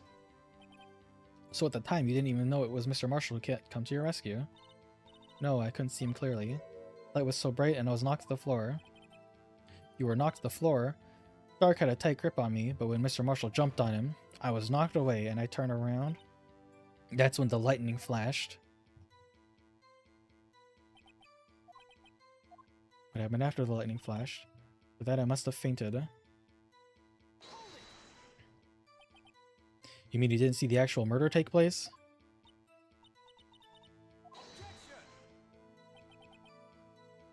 Flash of lightning only drove off the darkness for a split second. Not only that, the trauma situation understandably caused the witness to faint. Really need to torture this girl any further? What? Hey, I'm not the bad guy here. Hey, anyways, this picture. Sure shows exactly what I saw in that instant. Sorry for asking so many times, but are you sure you drew exactly what you saw? Of course, this is the exact scene. It wasn't influenced in your way from the talks with the detectives. Are you insinuating we somehow manipulated her memory, Mr. Wright? No, of course not. Drew this picture before I heard anything from the detectives, so I don't think it would have anyone's story would have influenced me. Is there something bothering you about this picture? Oh well, that's strange. And this is the scene that was imprinted in her mind, and yet, there's a contradiction here.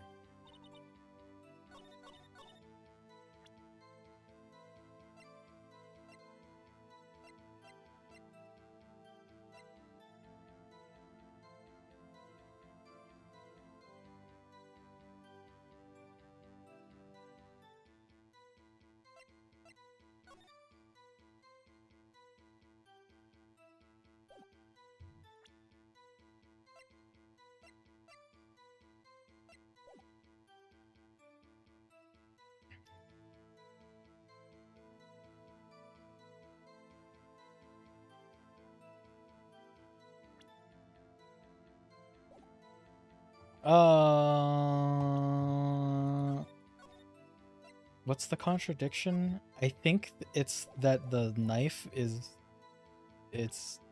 broke at a knife? No, okay.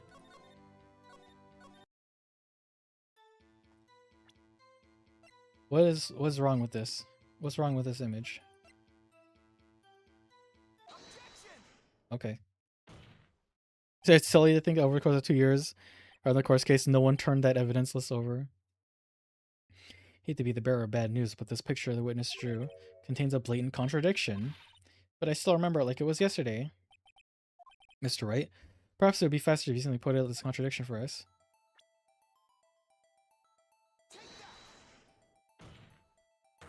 The contradiction, of course, lies here.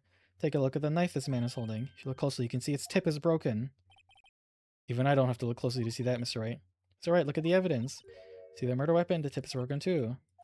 For a call, the tip of the knife was found broken off in the victim's body.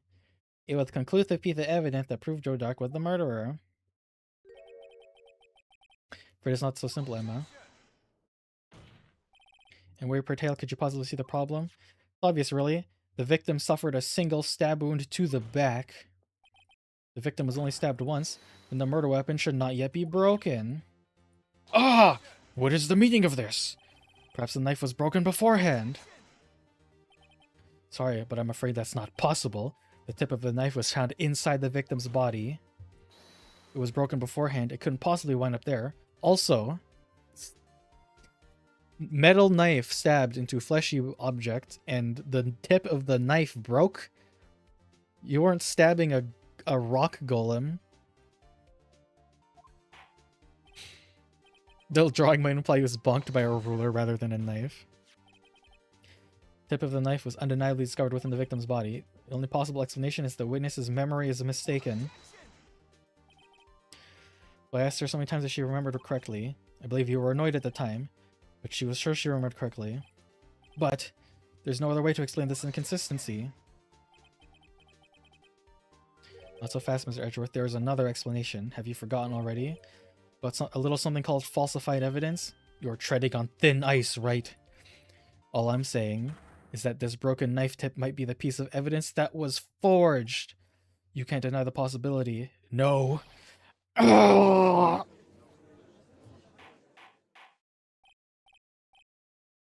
Order, order, order. Are you saying that this investigation really was corrupted? Your Honor, please allow me once again to go over the events that took place on the day of the murder. Police Department and the Prosecutor's Office were holding a ceremony that day. After receiving the King of Prosecutors Award at the ceremony, Neil Marshall questioned Joe Dark along with Damon Gant. During his questioning, Joe Dark fled the room. Prosecutors chased after him and was killed by Dark. It's my belief that somewhere in the story there is a lie. I'm not lying. The man was really holding up a broken knife. If that's true, there's no other way around it. This could not have been the actual murder weapon. Must have been another broken knife. What are the chances of there being two broken knives?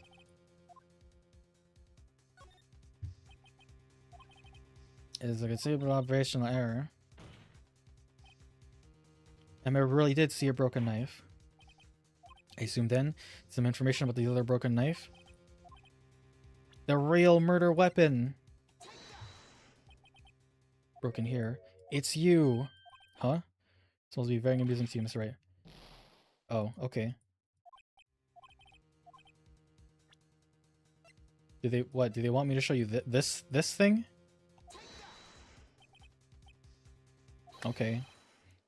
Right here inside this picture. It's the broken murder weapon. The word Prosecutor Marshall's holding. That's a broken knife. The concluded knife in the drawing was not Joe Dark's knife. The knife a witness saw was in all likelihood from this award. Order, order, order. Neil Marshall was awarded King of Prosecutors that day. It was an award. He was given this broken shield and knife. When he chafed after Joe Dark, he pulled out his knife. Being a prosecutor, he did not carry a pistol. Broken knife was the only weapon he had in this dangerous situation. That can't be. And why not, Mr. Edgeworth? Because of the King of Prosecutors Award. If the King of Prosecutors Award knife was the murder weapon, then the murderer and the victim would be reversed. The man raising the knife would have been Prosecutor Neil Marshall. Oh. Oh! But the prosecutor was the one who actually died. That's true. What's going on here?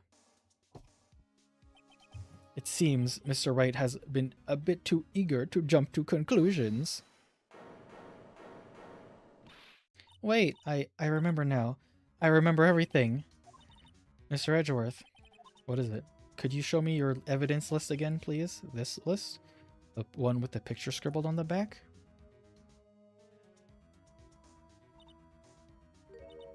I knew it. This picture. I'm the one who drew it. You drew that? That's right. The list wasn't torn in half at the time I drew this picture.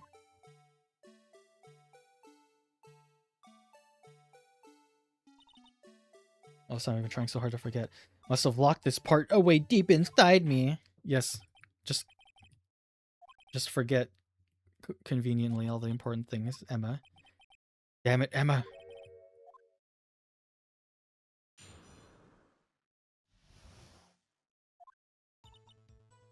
When I saw that man raise his knife, I panicked and rushed towards both of them. I think I knocked away the man with the knife. Just then there was another flash of lightning. That's when I saw the blue badger. He wasn't in the room, but I'm sure I saw his shadow. This is certainly most unusual. Try impossible. The chief of detectives hadn't even designed him until this year. That one he didn't exist 2 years ago. Defense may stop, please don't pursue this any further. What's the meaning of this? Please remain seated in the defendant's chair. But you can't do this. I've already confessed to the crime. Why can't you just leave it at that? Prosecutor Sky. I've already come this far. It's too late to turn back. Silence! Defense will begin its cross-examination. Bailiff, please detain the defendant.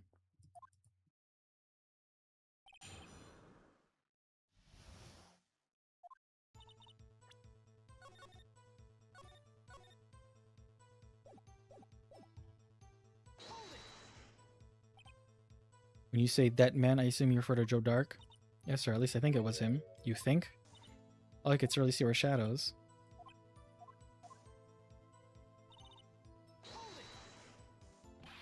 Why would you do something so dangerous? What else could I have done? He was about to stab Mr. Marshall. I was convinced Dark was the one holding the knife. As we've theorized, Mr. Marshall was the one holding the knife. Well, I didn't know that at the time. When that dark guy knocked me down, all I could think was I gotta help that other person. What do you mean you think? It happened so fast, and I was in shock. Yes, yes.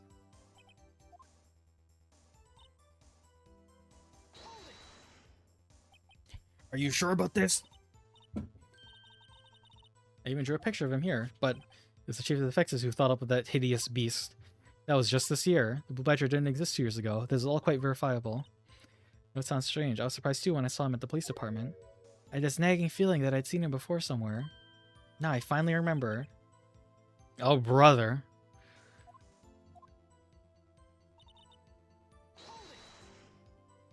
His shadow.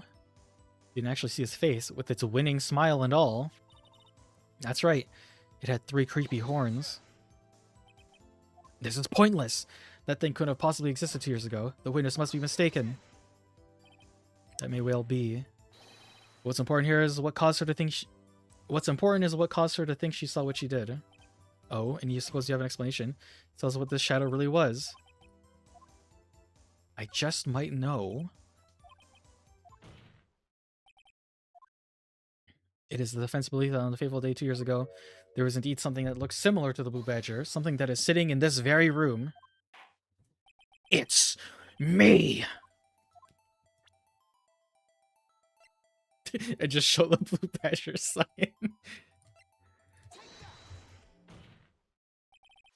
Badger was in fact this. But that's, what exactly is that? I believe it's some sort of jar. Right, that doesn't look anything like a Blue Badger. Indeed it doesn't. As it stands now, it's just a plain jar. However, what if we were to change our viewpoint? Got to show them the correct angle to look at this.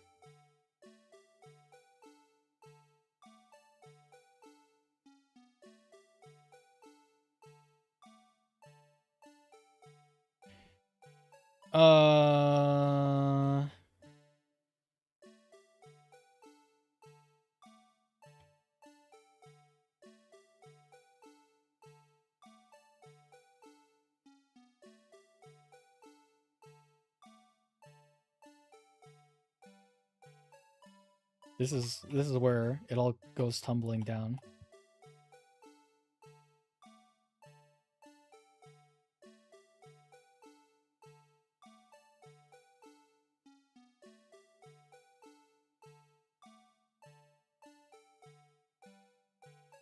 I hope that's enough.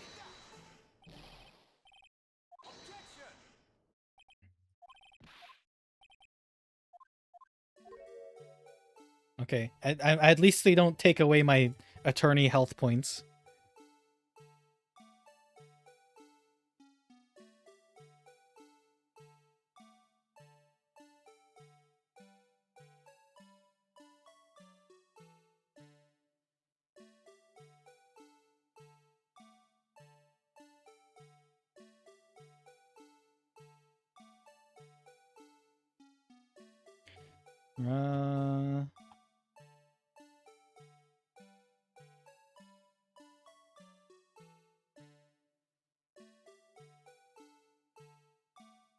I swore this looks like the most proper way.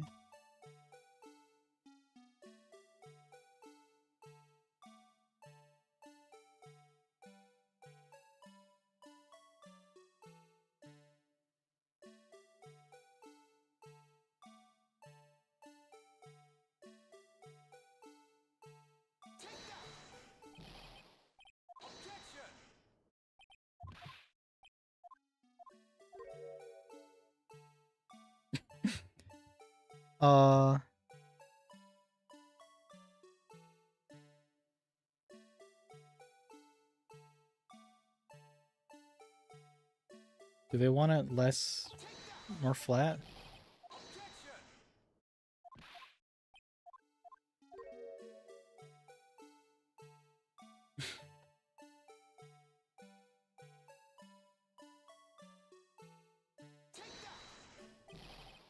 This isn't right.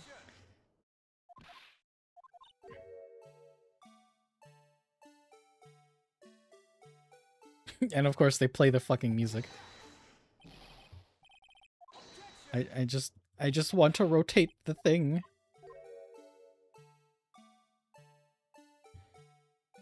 Because it's Q and R, but E is the submit button.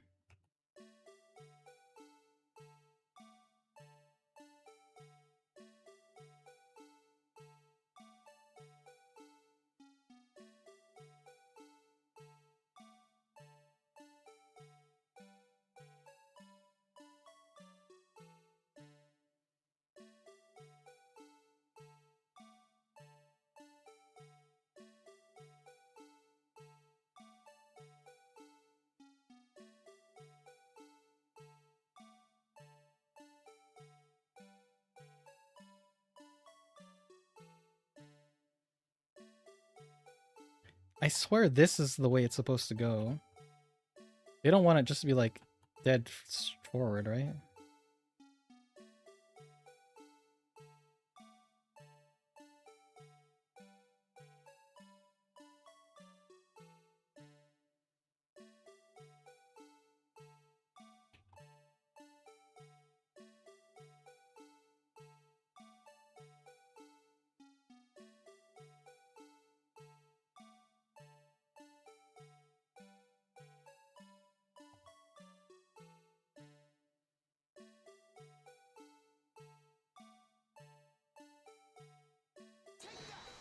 Is that okay? Nope. Chuck Testa.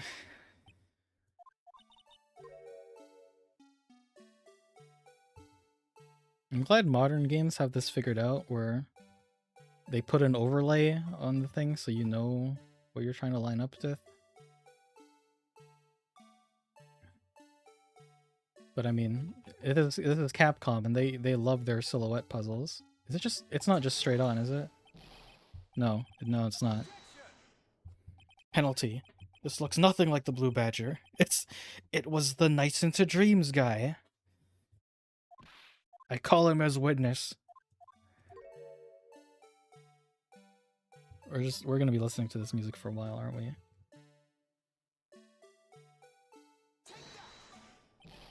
This isn't right.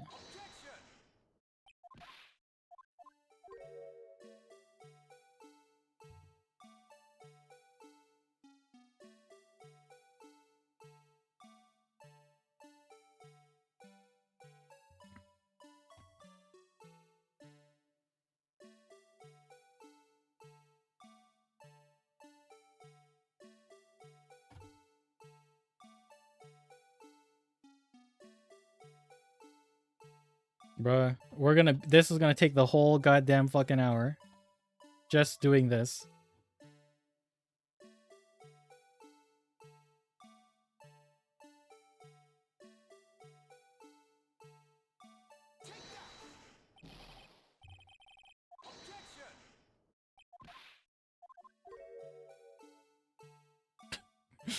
Making you listen to this jingle was the correct choice for the sequence.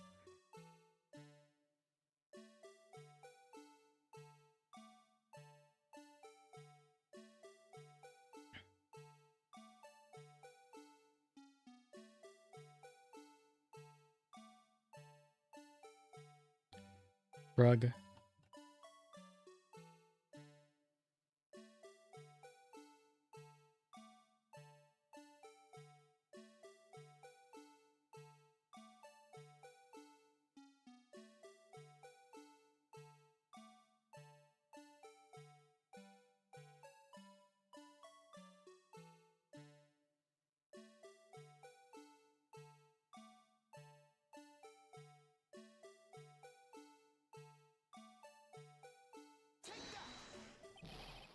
This isn't right.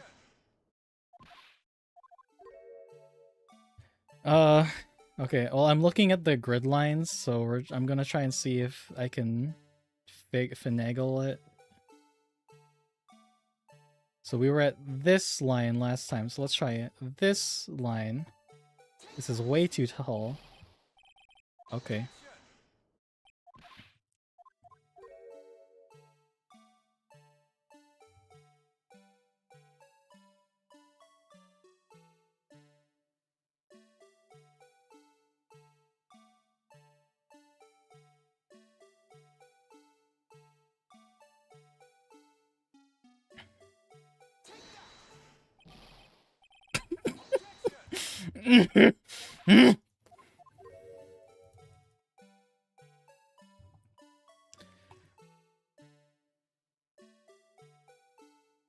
There's no other way. I'm not missing a control here, right? Rotate, rotate, rotate, present.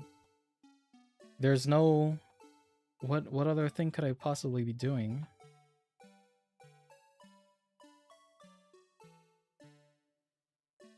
Should we try from this angle? This angle looks stupid though.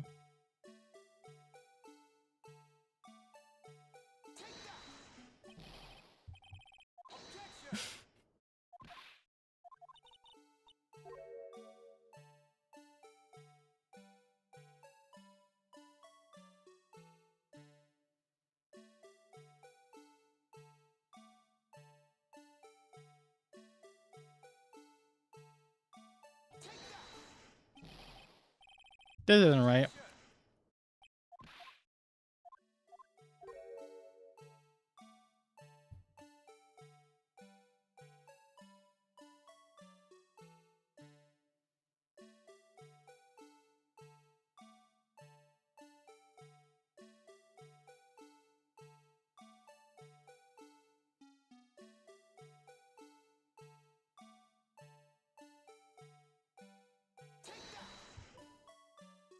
Okay.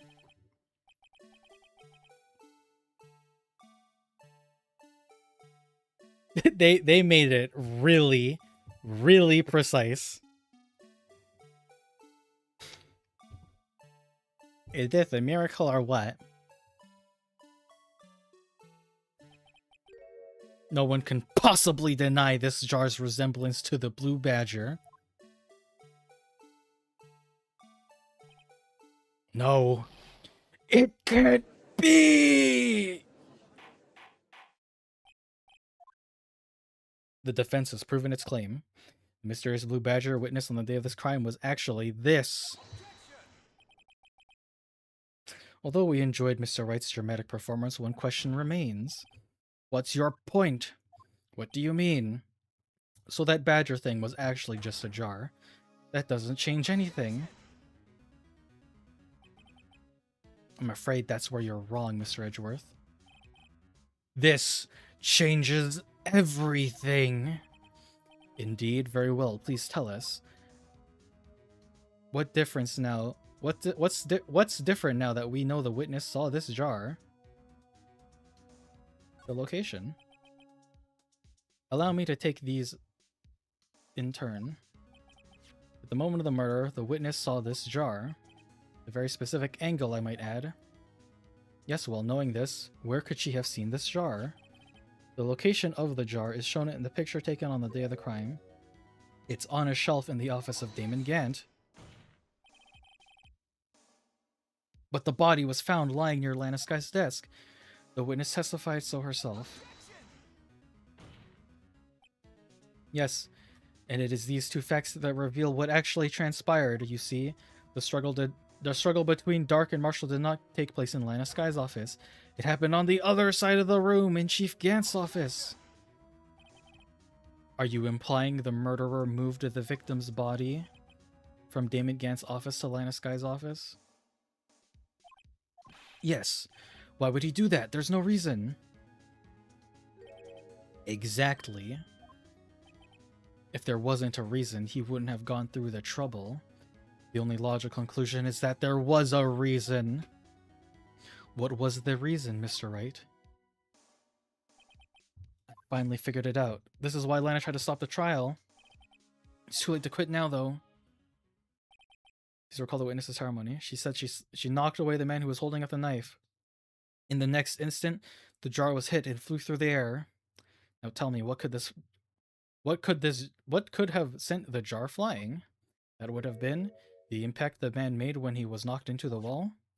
Let me draw your attention to this picture once more. It wouldn't happen to be the gleaming spike in the middle of the frame. Man was knocked in the direction of the shelf the jar was sitting on. What would he have hit? That suit of armor, holding a very sharp and dangerous-looking sword. Since the man who was knocked into the armor was carrying a broken knife, he would have had been Neil Marshall wielding the King of Prosecutors trophy. Mr. Wright, you can't be thinking. There's another possibility of what actually transpired in that room. Another possibility. Of course, the perpetrator would have had no idea, but nevertheless, what's the matter? The events took place as the defense theorizes, and the outcome is obvious in that moment. Assuming the man Emma Sky knocked away was actually prosecutor Neil Marshall.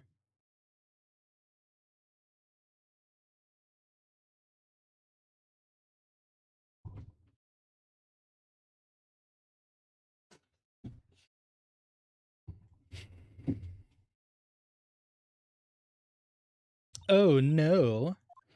Mr. Marshall died because of me? No. Oh no. Objection. We spent 3 hours rotating that jar. I don't remember what was happening. It was the witness who took the victim's life and proved so with her own testimony. This is unprecedented. What? What are you saying? I'm sorry, Miss Sky, but given the circumstances, Joe Drag murdered Prosecutor Marshall. How can you think it was Emma? How dare you try to pin the crime on her? Imagine that coming from you. If you recall, it was you who admitted to forging evidence 2 years ago. The reason you moved Prosecutor Marshall's body was to keep anyone else from finding out what Emma did, wasn't it? I assure you, Mr. Edgeworth, I have no idea what you're talking about. If you hope to have anyone believe your insane allegations, I'm afraid you're going to have proof. Tell me, do you have any conclusive evidence that proves my sister killed Neil Marshall? It'll certainly be difficult to prove with this evidence. You don't have to rely on testimony. For that won't work in this case. Both parties involved in the incident are dead.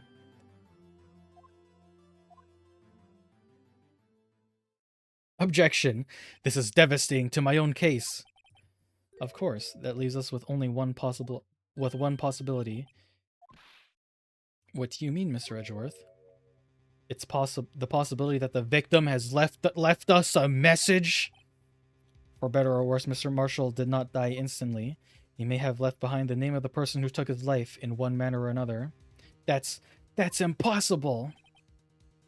Well, Mr. Wright, this is the only possibility left to you. A message from the deceased. Does such a message exist?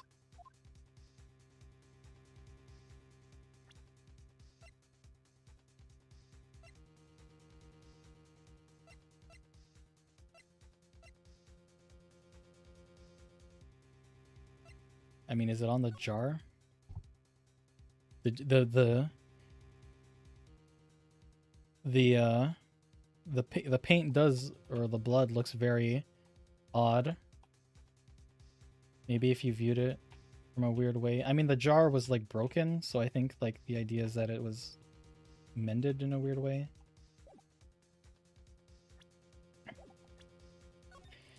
We're saving the game.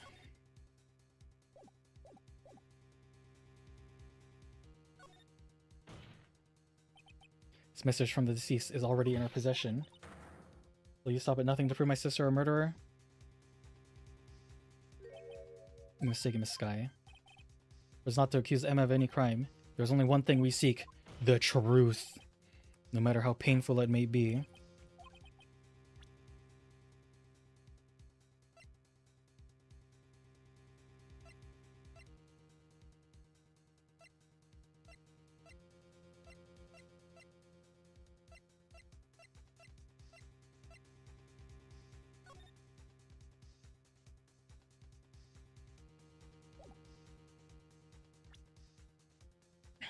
I don't actually know.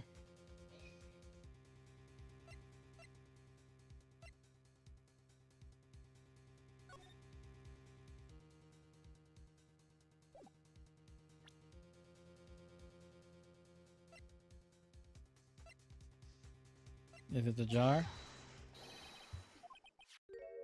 This is that blue badger from before, right? Oh, is he just going to speak the killer's name? That thing could, I'm sure it would. Everyone's forgotten that this is just a jar. Message was left here on the surface of this jar. Look closely, you can see a faint trail of blood on this jar. Looks like someone wiped the blood away. Yes, but notice, for some reason, blood on some of the fragments was not wiped away. There was a line here, drawn in blood. That's what you're saying is, these dots were once lines. Cuter did not die instantly. He used a few precious moments left to him to leave behind a message. One that someone apparently wiped away. But blood must have seeped into the jar where the lines changed directions.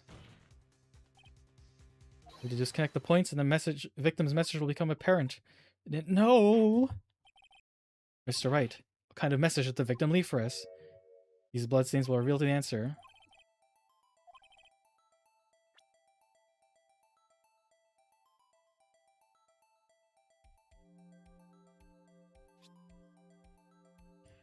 Meow.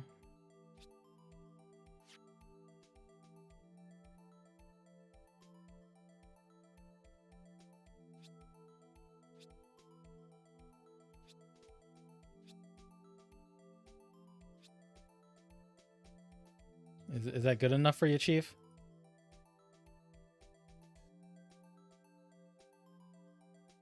I mean, it's pretty clear as day, don't you think?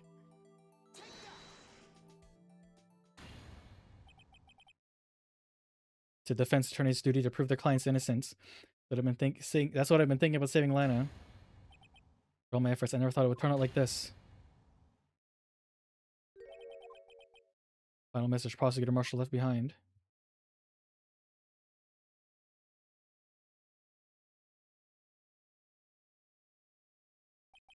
Of all people, she may have not meant it. The one who took the victim's life was Emma Skye.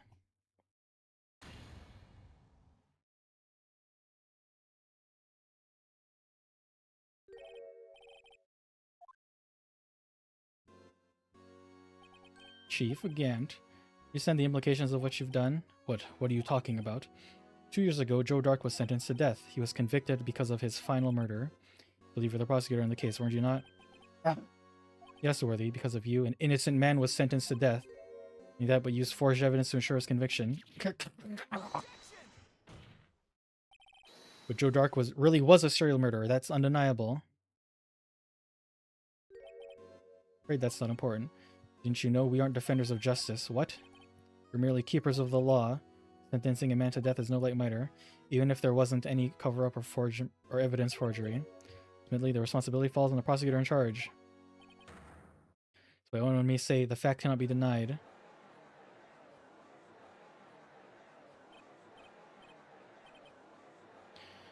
Order!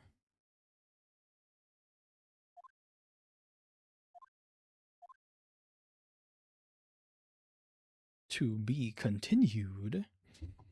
I remember where this is going now. Yeah. Yeah.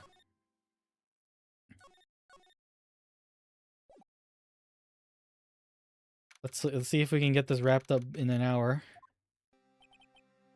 Sorry, Edgeworth. I didn't mean to get you in trouble. Don't worry about it. This is my problem, not yours. I hope I'm not interrupting anything, pals. Oh, guess I am. I'll come back later. Wait, Detective Gumshoe, what is it? You got a lot of nerve, pal, making a detective run around while on duty. Top it off, you called me here. I've even happier people at funerals. To get Lannis having you run errands again? Let me tell you, this is the last time, pal. Here, she asked me to give you this if there was a break in today's trial. Evidence law. Edgeworth was talking about it just the other day. No evidence shall be shown without the approval of the police department. Is that right, Mr. Edgeworth? Or Mr. Wright? She prosecutor wanted to give me a message. She said, if you're planning on taking him on, you're going to need this book. Him. This doesn't look like that book will do you any good now. All that's left now is the chief prosecutor's sentence. That's where you're wrong, detective. Haven't you figured it out? Why I'm still sitting in that prosecutor's seat, despite all these allegations being thrown at me? The real trial today hasn't begun yet. Credibility's all been ruined with this evidence, this forged evidence you were unaware of. Miss Sky found out she was unwittingly caused a man's death, and now you're telling me you want to do more? You gotta be kidding me, pal. You're missing the point, detective. Lana Sky didn't murder Detective Goodman. She merely stuck a knife into his dead body. That means the real killer is still out there. We're going to expose him, no matter what it takes.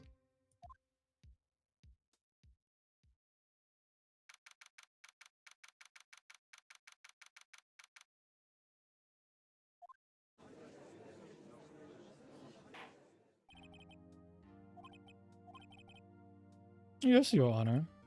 Inquiry Committee is planning to impose harsh penalties for your actions. Thank you for the news, Your Honor. Yes, well, Well, this is where prosecution calls for the witness, but it's easy to say, you see. There's some concern that you, Mr. Edgeworth, may have struck a bargain. You think I may have manipulated the witnesses and say that, you see, everyone's been talking and... Very well, Your Honor. I have a solution. That being the case, prosecution will allow the defense to call forth all further witnesses. There's no precedent for what you're proposing. Undeniably, this is an unusual arrangement, but a very effective one. It would prove that I haven't struck any deals with the witnesses. Unbelievable. It's settled. The defense may now call forth the next witness.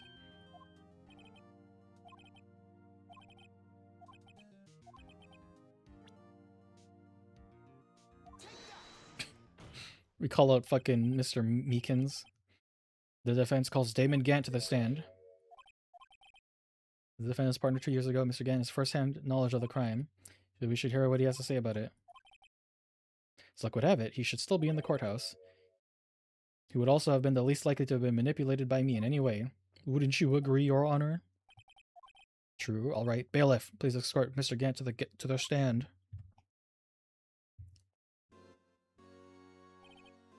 Witness, please state your name and occupation. What is this, some kind of practical joke? I was just on my way to lunch. Your name and occupation, sir? Worthy, are you sure you want to do this? Your name and occupation. You want to play hardball, eh? Please, Mr. Gant. Fine, my name is Damon Gant, and I'm the acting chief of police. Gant, let's hear the court requests to hear your testimony. Let's clear up this SL9 incident. Oh, you mean the time Lana's sister murdered that prosecutor? Personally, I think it's made pretty clear already. There are still some things unaccounted for. Like what? Like the role you played in all this. Son, either you're very brave or you're very foolish. You are aware, of course, the police chief has all kinds of weapons at his disposal. Weapons? Sure, take my testimony, for example. I don't have to give it if I don't want to. What? Is that true? I'm afraid the chief of police has the right to refuse to testify. Of course, such a action carries with it a certain risk.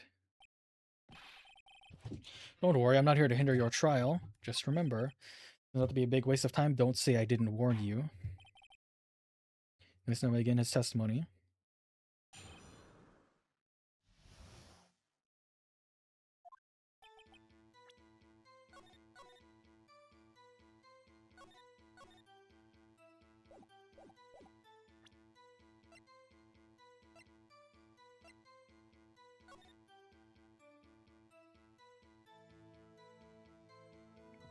No evidence shall be shown without approval of the police department. Outrageous evidence presented must be relevant to the case on trial. Neil and I were questioning him that day. To make a long story short, we slipped up. The power outage didn't help either. When I went to my office, I found Lana there. Apparently she had already arranged the crime scene. You can see it had nothing to do with this forgery. And when Dark was arrested, he was lying on the floor unconscious.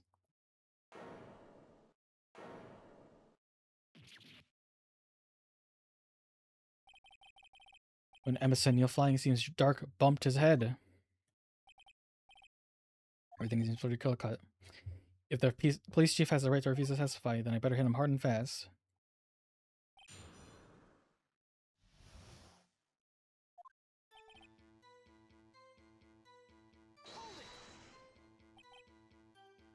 The ceremony was held at the police department that day. Right, I guess you could say I'm a workaholic.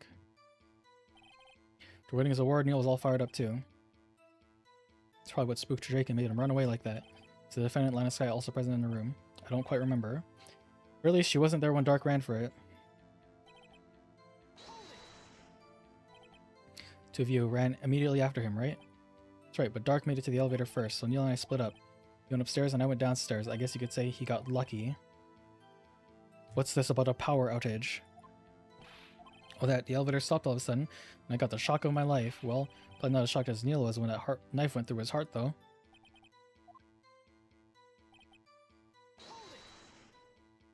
Could you tell us what you saw? It was a shocking sight. Neil and the serial killer were lying in a heap on the floor, all tangled together. Dark was also lying on the collapse on the floor. Next to them were those two poor girls, Lana and Emma. Lana was carrying Emma in her arms. Back at it now. She must have already known what her sister had done.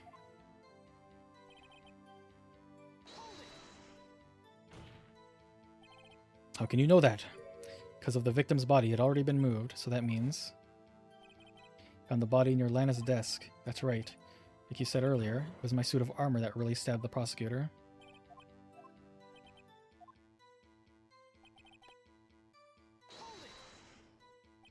So you're saying that the forgery had already taken place by the time you had arrived in your office?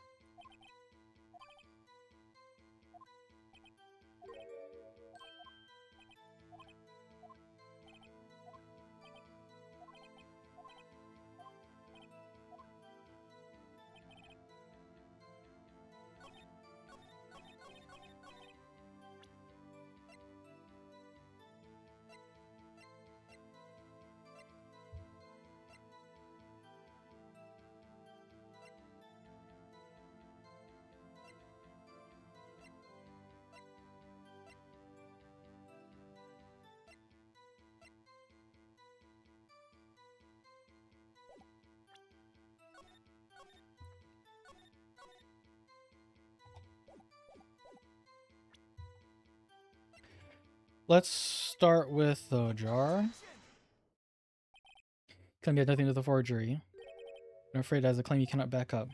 Explain yourself. Several pieces of evidence were found in your office. Take this jar, for example. It's a blue badger you showed us. A piece of this jar was discovered in your safe. Not only that, the evidence list I presented earlier was actually found inside your desk. See, Chief Gant, these articles of evidence uncovered in your office are both concrete proof that you have played part in an illegal investigation. Chief Gant, what is the meaning of this? Ho!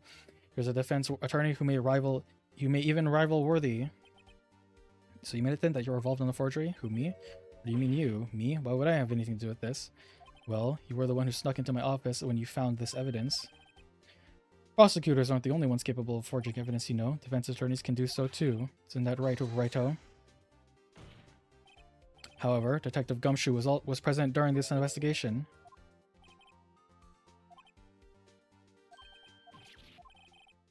If Detective Gumshoe's salary drops any further, he'll end up paying to work. In light of the detective's presence, please give us your testimony regarding these pieces of evidence found in your office. And in relation to the forgery that took place at the crime scene. My. Kids these days no longer know how to put two and two together. Your Honor, I would like this man detained on the grounds that he is a freak. What was it now? A jar fragment and a list? For all I know, you could have planted them in my office. Anyway, you can't prove when those pieces of evidence were discovered. If they were found after Darks was convicted, then they're worthless. There's no reason I participate in a forgery. Ranging crime scene wouldn't help me out in any way. That's right, yes, Your Honor. When investigating the crime scene, you should have been more careful to observe protocol. They've all pressed charges so you won't make the same mistake again. I'm waiting until tomorrow for that. Today as well, you know. This guy's telepathic.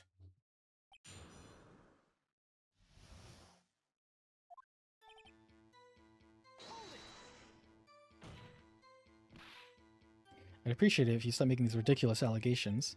You do have a point. You wouldn't have the guts to do something like that. I'll have you know, back in the day, I once broke into a cattle ranch and tipped Mr. Wright. What are you saying? Anyway, you can't prove you to carry the evidence, can you? Prove the contrary, you're going to need it later. Later? What are you talking about? What else? I'm talking about when Righto's prints are found. They're found inside my safe. That would prove his investigation was illegal.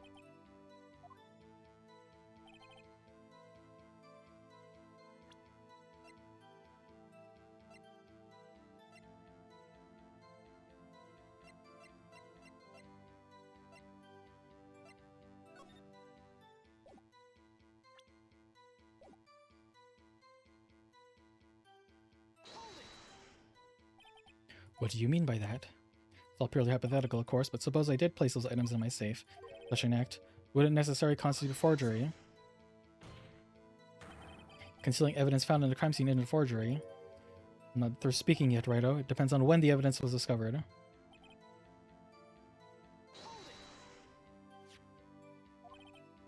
It's discovered in the initial investigation? It would appear not. After all, it wasn't listed in the evidence list. For all we know, it could have suddenly materialized the day after Dark was sentenced. Oh, wouldn't that be convenient, right? Chief is talking about possibility. As long as you can't rule that out, your remarks, however clever they may be, will only succeed in wasting time.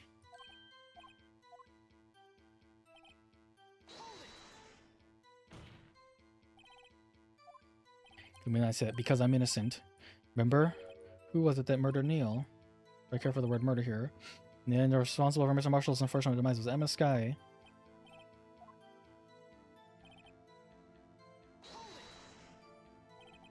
Chief Gant? At the very least, there's one very large benefit you've reaped from all this. Oh, I wasn't aware. What is its benefit? Of course, would be the position you have, Chief of Police. Oh, the resolution of the SL9 incident secured a promotion to Chief. That in itself is sufficient motive. Oh, that's a good one. You really think I'm that incompetent? What do you mean?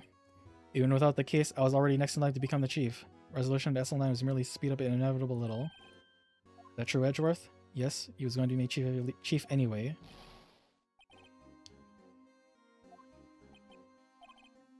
There's only one possible motivation for you to commit forgery. You didn't do it for yourself, then you did it for someone else. Don't be silly, you know me.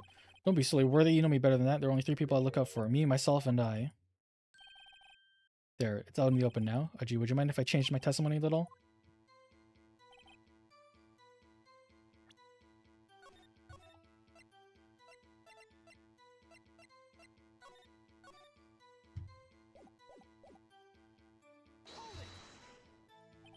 Nothing in it for you?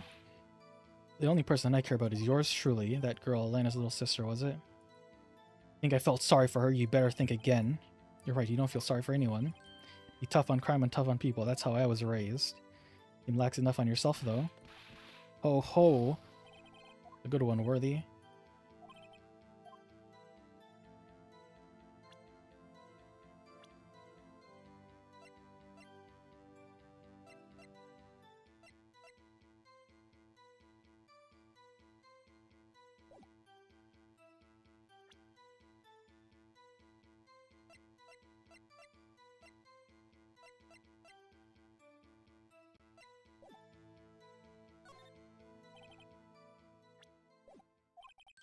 If it will benefit you, you decide to assist them. Sir Wright, it appears you're positive, determined to portray the chief as a nice man who likes to lend a people hand. That's not what I meant. Who was the person you believe Chief Gant may have helped forge evidence? Well, was it not her?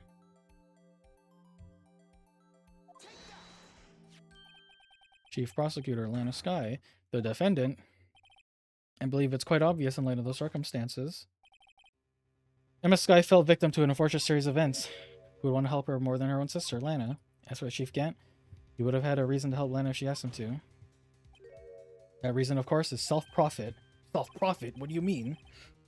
After the SL9 incident was resolved, Lana Skye was appointed Chief Prosecutor at the Prosecutor's Office. The person who arranged this job change was you, Chief Gant. But how would he profit from all this? He would be able to use the chief prosecutor as his puppet. Essentially, he would have acquired unchecked authority over all investigations. To tell me that despite the chief's formidable appearance, he plays with puppets! Oh wait. You must mean puppet as in... Admit it, Chief! You assisted Lana Skye in forging evidence. Your motive to appoint her as chief prosecutor so you could appoint her. Or blah blah blah, so you could puppet her. You have quite an imagination. May I ask you something? What? Do you have any proof of this? That I controlled Lana? For example, is Lana testifying I've done it such a thing? Lana. It's keeping quiet to protect Emma. There's no way she testified against Gant. I'm afraid without any proof, this all amounts to nothing more than mere conjecture, unless that is also what happened in this incident. This incident? Which one would that be? I'm talking about the murder of Detective Bruce Goodman. The chief prosecutor has been acting strange throughout the entire trial. Almost as if someone has been controlling her.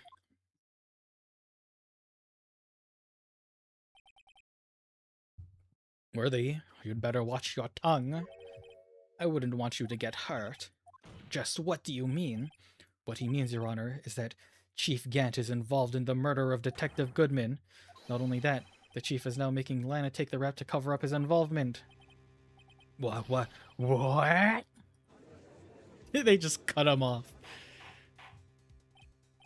Order, I said order! Mr. Wright, you can't be serious. This is an affront to the highest ranking officer in a law enforcement agency. To accuse the chief of police of blackmail and murder. That is impossible. Your Honor, I was merely reiterating. Mr. Edgeworth said in an easier to understand language. It's too late, Mr. Wright. There's no turning back for us now. Can you prove this, Mr. Wright? That the chief, a high-ranking officer of law, is involved in the murder? Good question. Regardless of his rank or title, Chief Gant is just a man. Question is he a criminal? I believe the evidence will tell.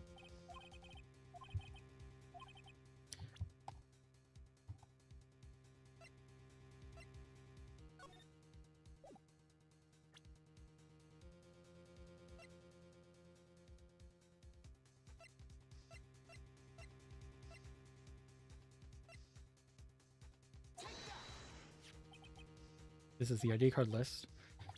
I gotta make sure I save because we're getting into the thick of it. There's one ID on the list we couldn't determine the owner of yesterday. 7777777.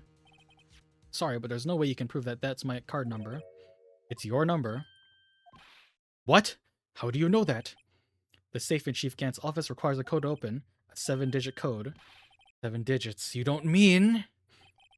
I'm afraid so, Your Honor. The code was 7777777. The same as the remaining ID card number on that list. Chief Gant, you entered the evidence room on the day of the crime. Order, Chief Gant. What do you have to say? Nothing. The defense's search of my office was in violation of regulations. And I will demand that Mr. Wright be punished to the maximum extent of the law.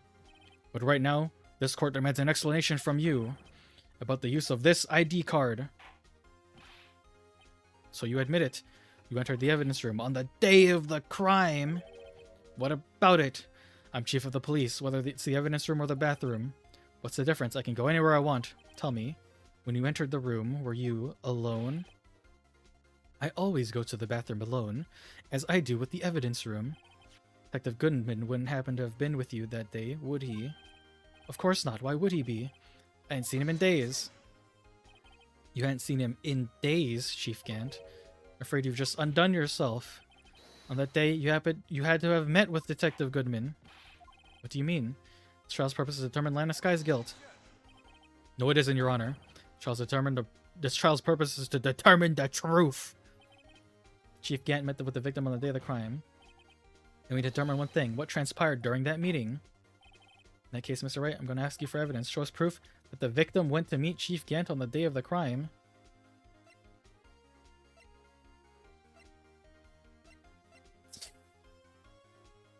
Ooh.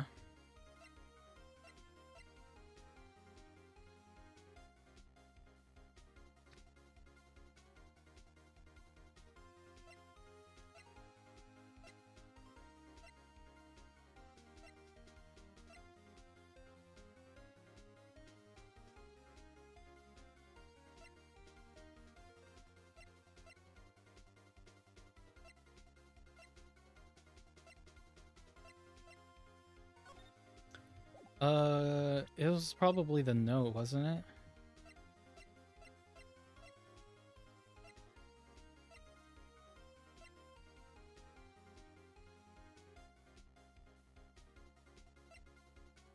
Of course, it's my badge.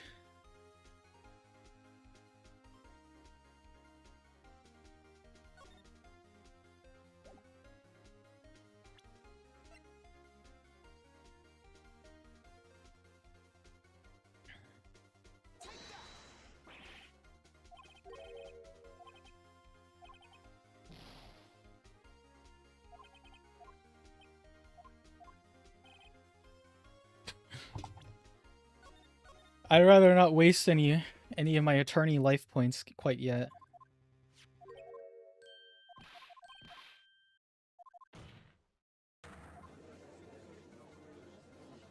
Although I should probably wait until I have somewhere to save a little closer.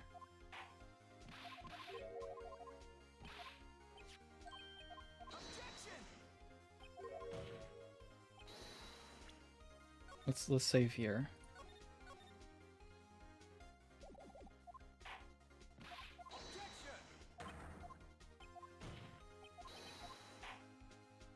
I hope this isn't something I've forgotten about.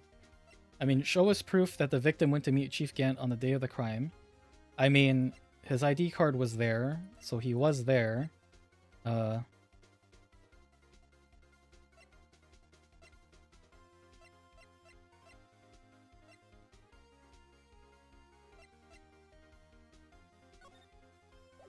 He filed a lost item report, so he was there.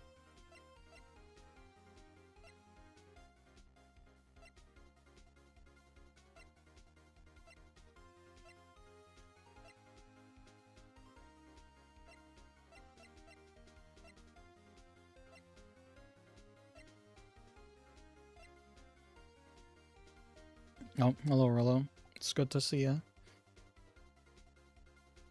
Next, you're gonna tell me this guy was eating babies on a private island? Well, you see, Your Honor. It was the kind of guy who'd be on the list. Found this evidence without a warrant.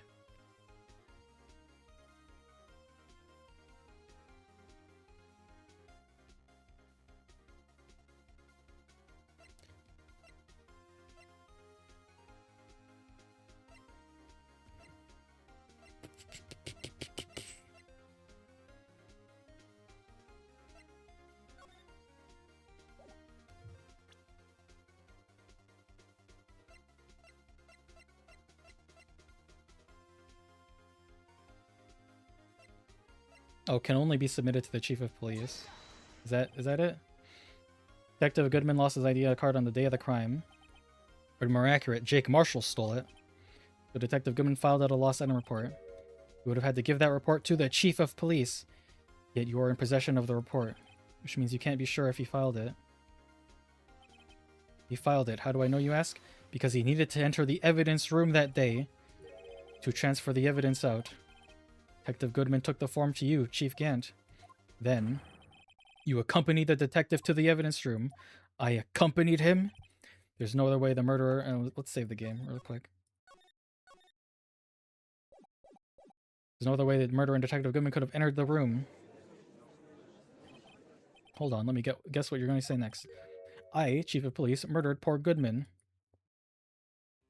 Exactly. The Chief of Police didn't necessarily need to accompany him to the evidence room. He could have lent him his ID card. Yes. Sorry, but that's not possible. According to this record, your card was only used once. Yet you showed us your ID card earlier. You had really lent it to Detective Goodman. It would have been found on his body. No!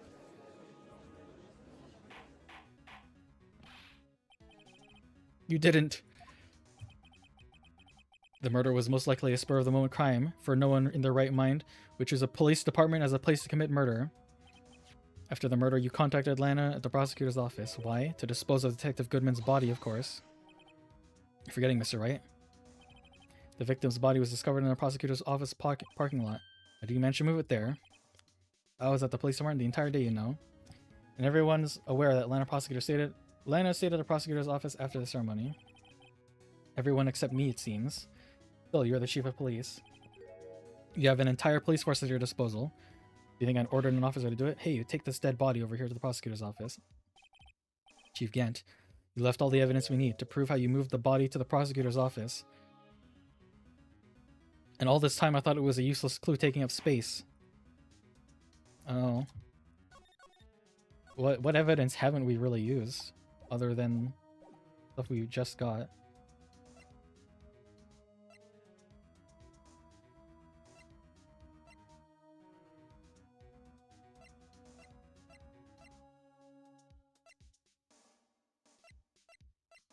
Of course, it was a shoe.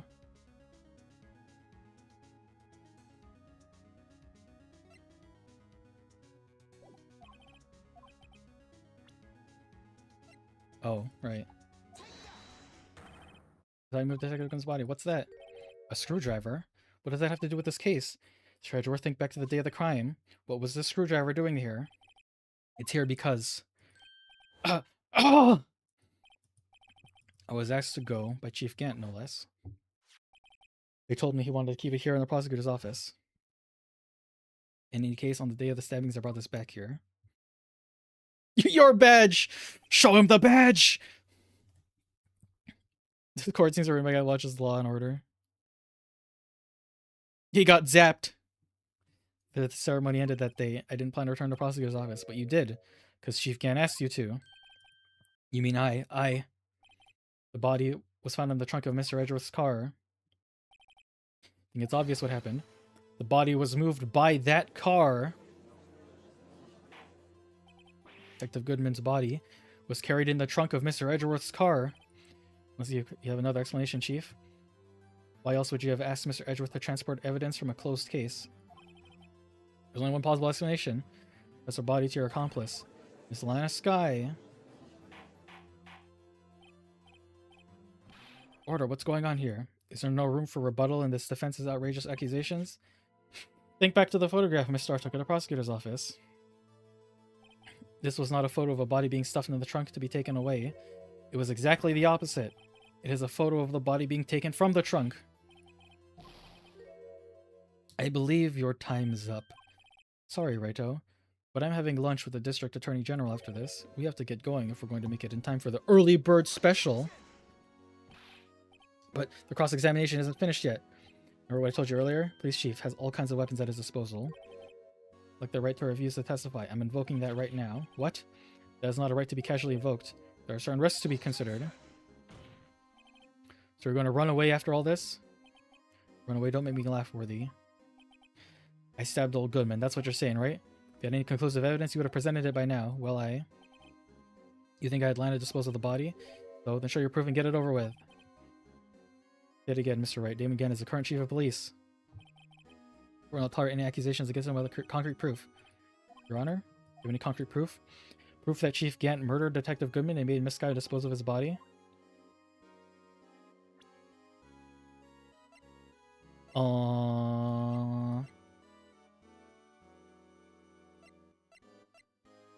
I guess I don't. This might be a...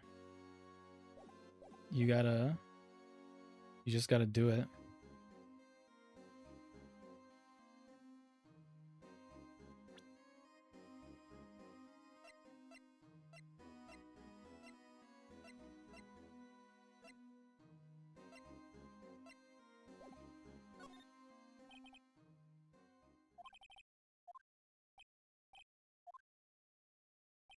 In that case, penalize you against your actions, or chip. I know what you can't afford to lose.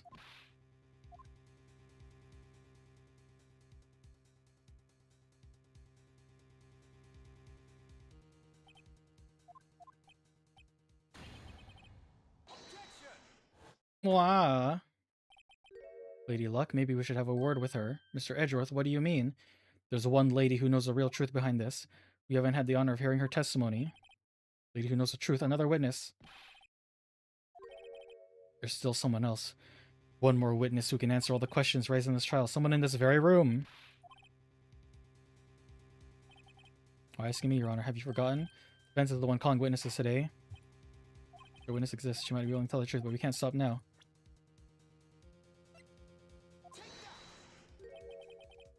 The defendant, Miss Lana Sky. She was in the underground parking lot at 5:15 p.m. until February 21st. Her task to dispose of the victim's body in accordance with a certain someone's orders. Prosecution has no objections, Your Honor. Or will take its final recess for the day. 15 minutes. We are reconvening here to defense testimony. Hold on. Chief Gant, thought you were going to eat. Listen, good Lana. He's talking to Lana. I don't think you need me to tell you. You need me to tell you this, but if you accept Mr. Wright's claims, there will be terrible consequences. That's right. Sister be found guilty for Neil Marshall's murder. Of course, you never support such outrageous claims anyways. That's something to think about.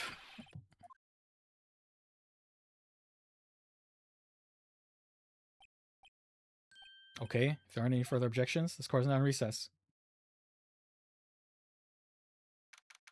Oh my god. It's water. Give me the water.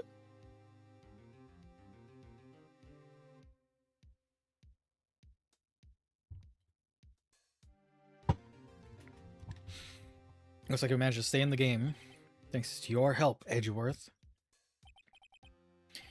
That chief, he's something else, eh, pals? Arrest that car. It's 2 p.m. The early bird special ended at 9 a.m. Funny that they are inferring that a normal day citizen doesn't have the right to invoke the Fifth. Really? I don't know much about the law of Americas. Them amendments. Gumfuck. I'm not a detective anymore. Oh yeah, sorry about that. Oh, don't worry. I've already decided where to work now. At your office. My office? Sure, I'll take the place of that top-knotted girl you used to work with. What do you mean? Maya? Still looks like we're all out of moves now. Chief Gant's done it again. How does he get the upper hand? It's not fair that he has the right to refuse to testify. Settle down, Wright. Remember what the judge said? It's not your right to be casually invoked. Risks? What did he mean by this? It's simple.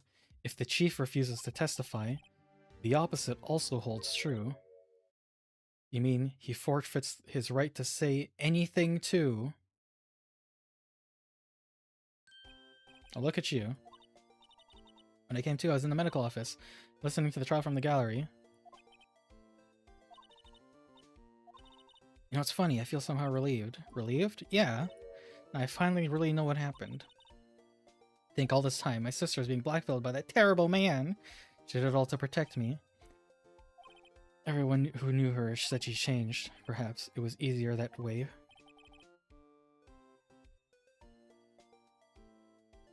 What do you mean?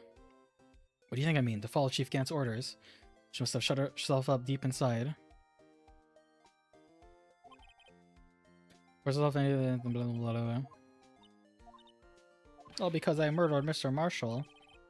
I blame anyone. Blame society, pal. I see. Time for the final act. I'm going with you. And then it tells the truth. It's time to end this.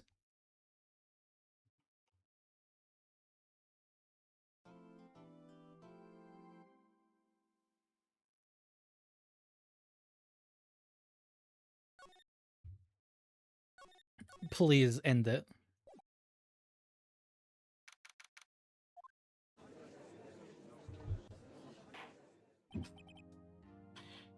Now then. The defendant, Ms. Lana, please take the stand. Lana, you're chief prosecutor. I'm sure you're aware of what is required of you. Edgeworth, you already know everything. You know all I've done these past 2 years.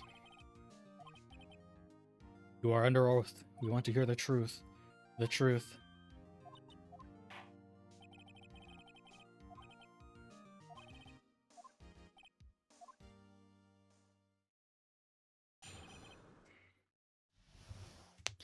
Fifth, you can't be forced to testify against yourself? Oh, okay.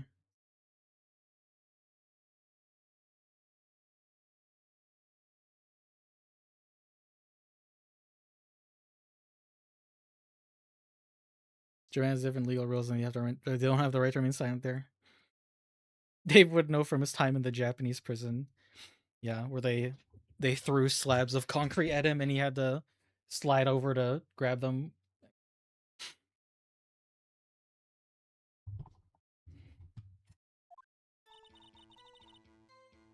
I worked alongside Gent for years. There's no truth to this blackmail theory.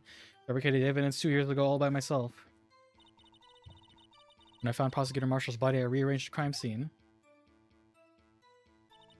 My only motivation was to get Dark convicted. It had nothing to do with Emma. Sure about this testimony, Your Honor? Confessing to a capital offense, of course, I'm sure. It's true, then it means Chief Gent had nothing to do with this.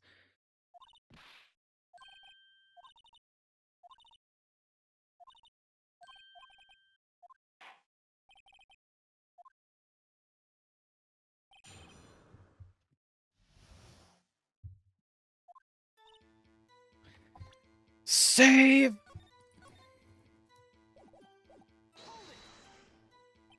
How many years exactly? Since I'm a senior detective, I was 24 then, so it'd be 5 years.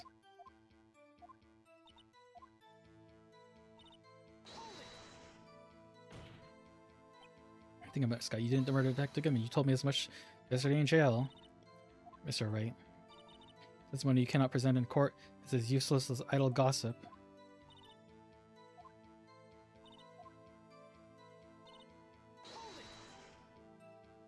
Did you do so to help your sister? Dark was a serial killer. But the point, she was traumatized all day because of that creep, so I couldn't forgive him.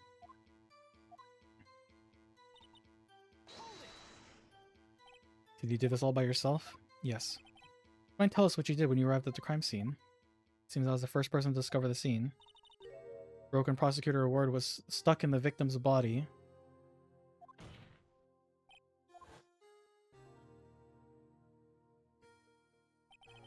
Peter Marshall died from an unfortunate accident.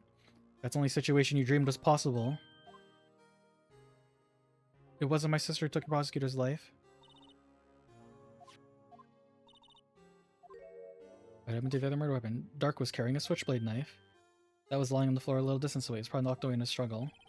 It's not how it went down. She's trying to cover up her lies with more lies. In a scene like this, what did you do?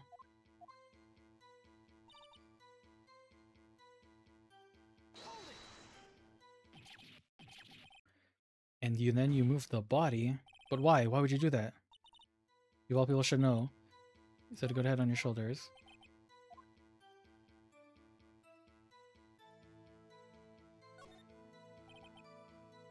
Put up on the scene where exactly was the victim's body. It was where you Zeus by Chief Gant's desk. Body was found by your desk. Why did you move it there? The reason for that is simple.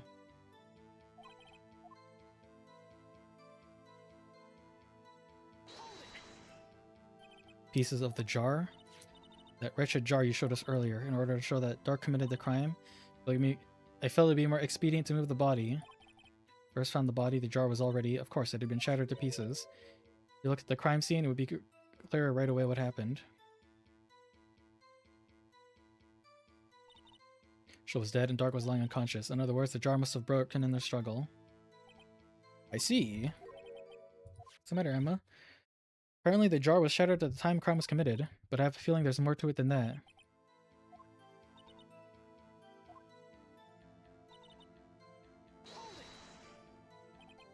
So you rearranged the crime scene. Are you sure you didn't do this to keep Emma from looking like the murderer? I can tell you right, Emma didn't do it, period. Desperate to hide that fact. Going to risk a death sentence?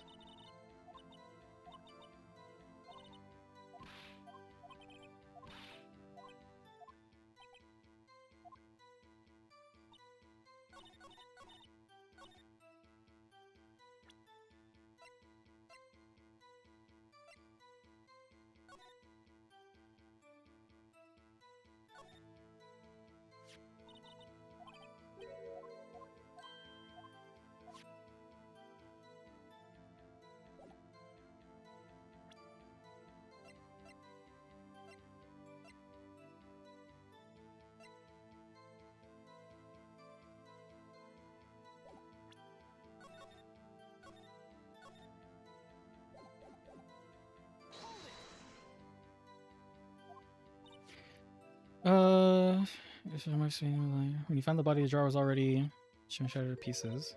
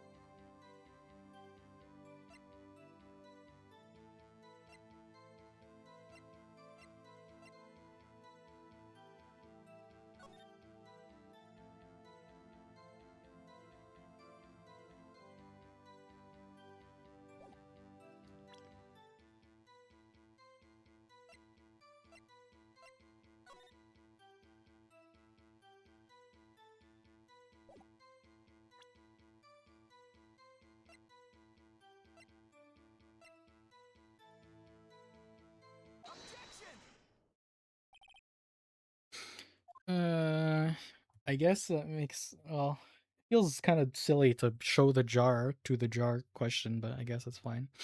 Committed that crime in 2 years to protect your sister. In this forgery at the scene where Neil Marshall was murdered. That truth will be exposed. The past 2 years of your life will have been in vain.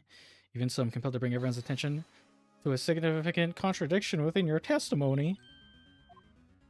And I quote, "The pieces of the jar that shattered during the events threatened my plan." It's a simple oversight, really. The message was written on this jar with the victim's blood. The prosecutor must have written it in his final moments. Exactly so. Is where the contradiction lies. In order to write for the victim to be able to write his message on the jar, it must not yet have broken before he died. He couldn't have written Emma's name on a shattered jar. Pulled a Johnny Somali. My skill of endless ranting helped and never shut up, so they let me go. We needed angry Gumshoe in the Joker face paint. Dolphin right over the border. And appear more information is needed to regard this jar. And its bloody message. We may be missing something critical here. Something critical. It seems you are in the dark as we are, about the truth which we are headed. What? Just tell us exactly what you saw. We'll piece together the information to arrive at the truth. Witness may continue her testimony.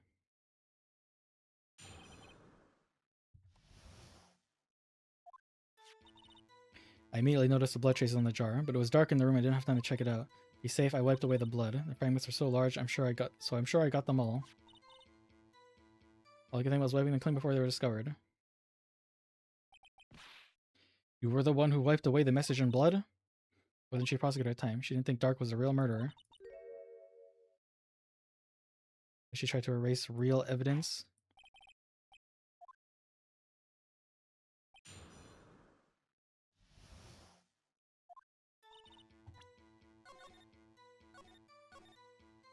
But there was no power in the room.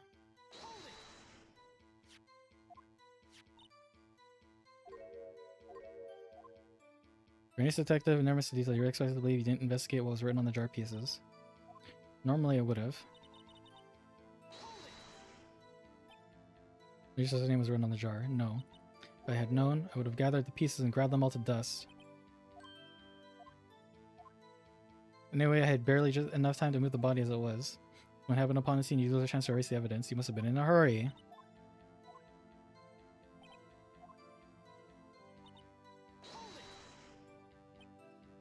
This action of yours reveals what really happened. What do you mean? You thought Dark killed Prosecutor Marshall. You wouldn't have wiped away the blood. What else could I have done in this situation?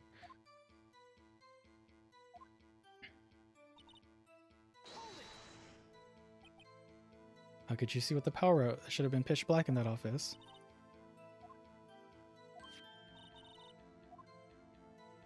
That's everything. I got every last piece. Except for the piece that was in the safe.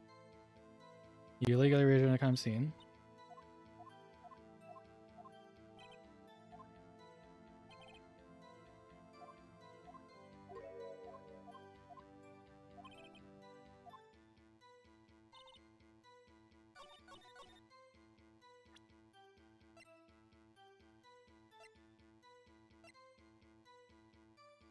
I don't have to use the jar again. Do I?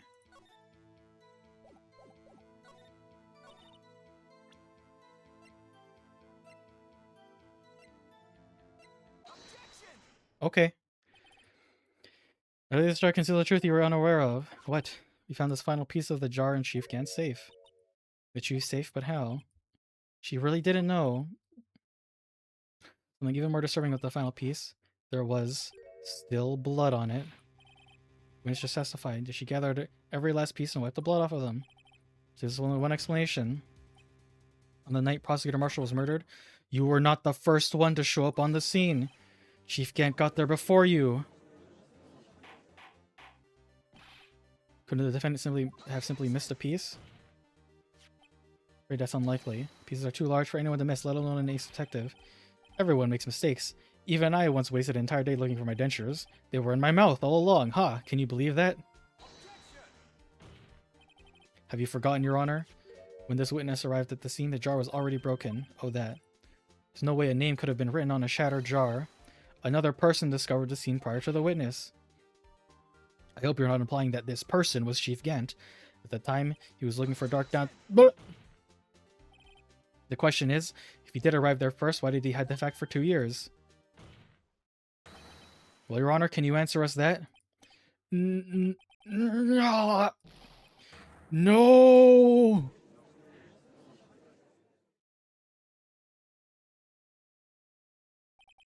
Wait, I'm not the one on trial here?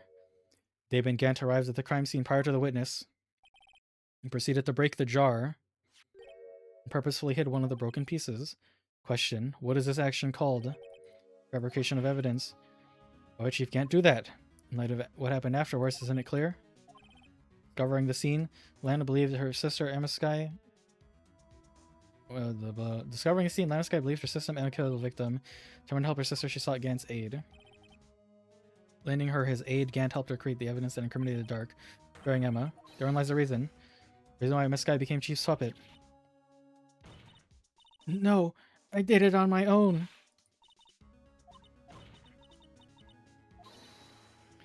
It wasn't you. You didn't kill anyone. Attorneys make up the most foul lies to defend their clients. Foul lies? I guess you do seem like the type who likes to twist the truth. Wait a minute. That card? What if we're still smack dab in the middle of Gant's trap? Something wrong. Lana may be right after all. What do you mean? So you do tell foul lies then, Mr. Wright? Miss Sky, please testify once more. But if evidence was fabricated behind your back, then Emma's accidental killing of Prosecutor Marshall might also be a lie. I do remember knocking over Mr. Marshall. Miss Sky, if you will. I can't. There's nothing to be afraid of anymore. Cross-examination may not change a thing. However, there is a possibility that it will if you tell the truth. Very well, I'll testify about what I really saw. Here we go.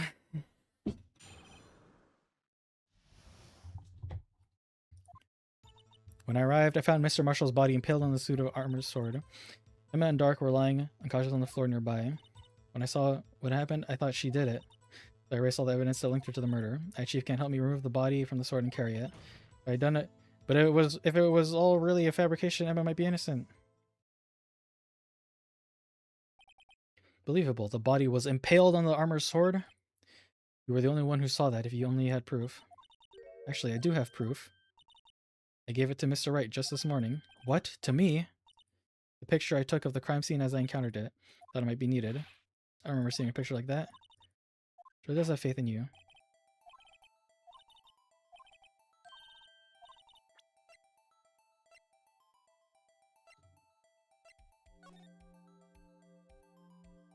Yeah, they didn't let me do this before. Can open. Open. Open sesame.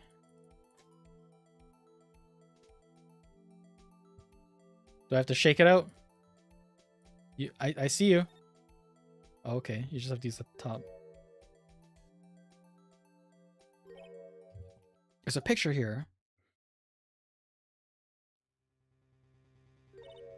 Oh my, this is the actual crime scene. The detective saw the crime scene like this because I contacted criminal affairs only after I had arranged everything. Mr. Wright, That piece cut out from his vest, could that be the cloth we found in Chief Gant's safe? What's this?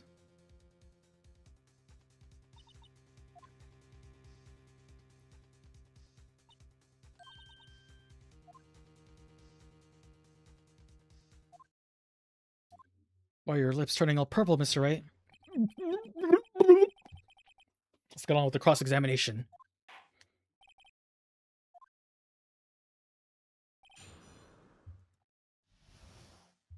Please, God, let this be over in 15 minutes. It's not going to be over in 15 minutes, is it?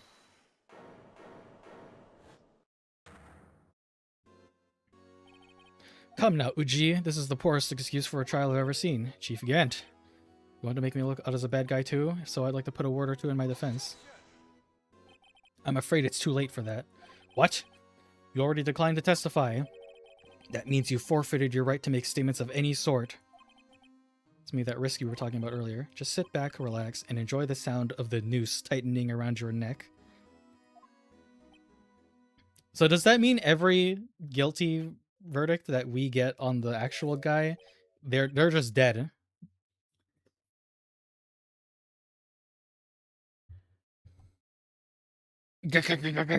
So what, you think I'm worried? This is gonna take fucking forever. Sorry to disappoint you, but I don't need to make any statements. What do you mean? The evidence will do all the talking for me. Even if I can't testify, I can still present evidence. That's true. Wait, you mean you still have some conclusive evidence? No, I don't, but someone does. It's your excuse, right-ho? Well, I've been keeping quiet about it. You have something to show us, right? Someone that proves who knocked over Neil Marshall, causing his death. Conclusive evidence that leaves no room for doubt. Show that piece of evidence now. Am I sure to be made out as a murderer? Right, if you have any more evidence, present it now. If I kill anything, you will be the one appearing before a board of inquiries. I cannot show the evidence. I don't have any evidence I can present at this point in time. What? You lie! Chief Gant. You opened my safe. I know what you took was inside. The conclusive evidence. I don't know what you're talking about. It's alright, why don't you show them? We found it together. Oh, I see. It's because you know the truth, don't you? You know whose fingerprints are on it. That's why you won't present it. What are you talking about? Chief Gant! Can't you figure it out? Take a good look at this picture. See the victim's vest? Notice anything odd about the chest area? Looks like part of it's been cut off for some reason. You mean you had this in your safe? It means you, the chief of police, have been concealing evidence. This is going to be the biggest scandal in the history of the police department. Impressive. Honest, I think he had the gall, righto. Well, I can't just let you pin me up as the murderer. I'll tell you what really happened. What? You mean you'll admit to it?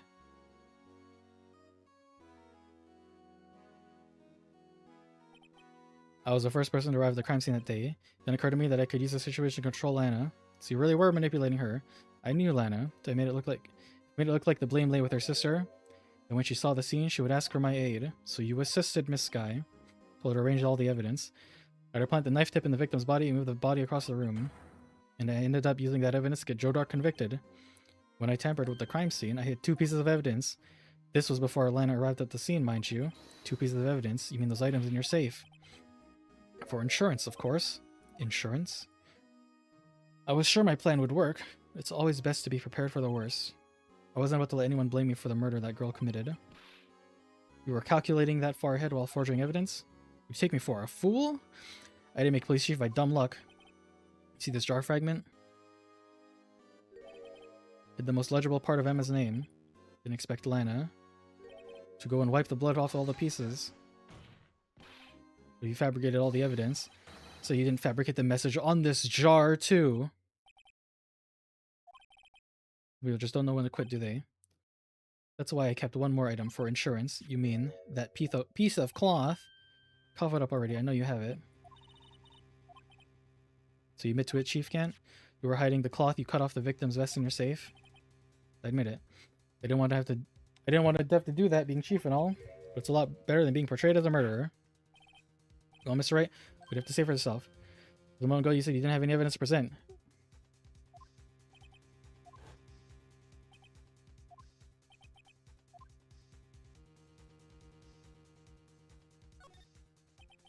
Oh no, I do have evidence to present now. But then let's see this conclusive evidence. The evidence that show who actually murdered Prosecutor Marshall.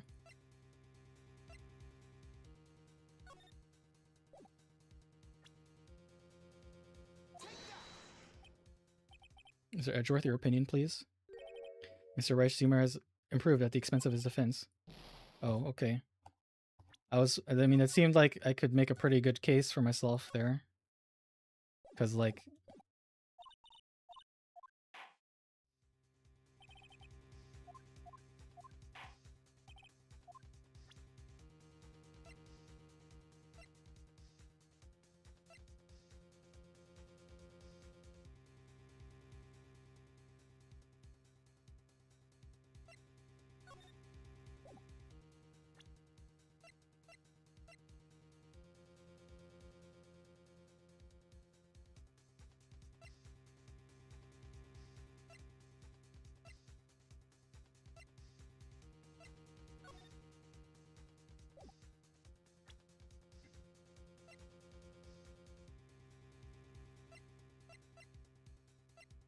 I mean, it's not the cloth, is it?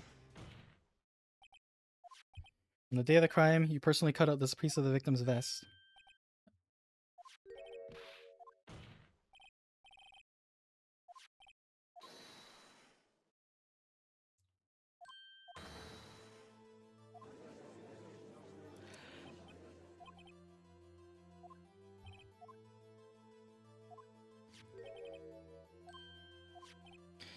You know, the fingerprints are...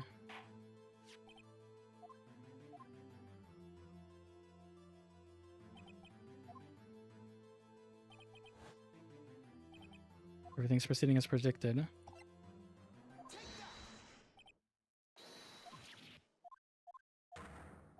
Why didn't you tell me? I wanna... I don't think we're getting to the end of this. You have 45 minutes.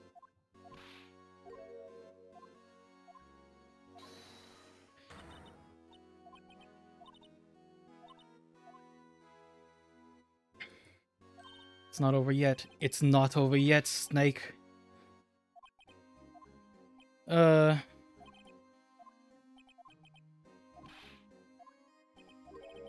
What's that matter? Cat got your tongue? Tell how this feels? There's one thing I have to clear up.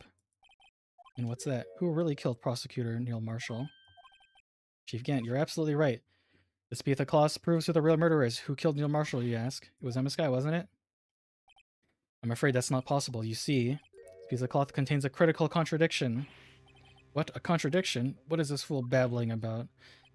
I'm talking about contradiction when it's really clear. Boom, boom, boom, boom, boom. I should just give up on trying to rush, because I'm not gonna make it in time.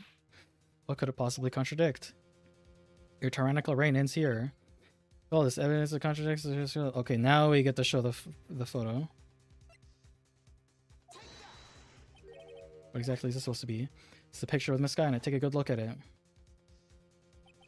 See where this piece of his vest was cut out? Yes, his shirt is showing underneath. It's hard to make out with all the blood on his vest, though. Exactly my point. His vest is soaked with blood. It's only natural. Lungs were punctured. Blood poured out of his mouth. Oh, but that piece of cloth. There's no blood on it. Ah! Emma Skye's fingerprints are on this cloth. There's no doubt that she shoved the prosecutor aside. However, Marshall was not impaled on the sword at that time. No! This is nonsense! Chief Gant, let me ask you something. Prosecutor Marshall was not impaled when he was shoved aside. It's most likely he hit his head on the ground and was knocked out. So then tell me, who could it have been? Who could have arrived at the scene before Miss Lana Skye, picked up the unconscious prosecutor, and impaled him on the armor's sword? Then, to make it look like Emma was responsible for the prosecutor's death, said person proceeded to write her name on the jar with the victim's blood. The jar they then broke on purpose to leave behind a clue. To make Lana believe her sister did it. Remember what you admitted only moments ago? That you personally cut out that bloodless piece on the victim's vest? Ironic, isn't it? Through the very act of creating insurance, you proved that you were the actual murderer. No!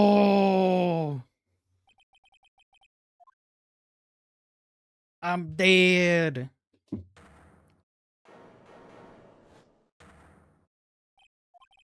That was close, Righto. You almost had me.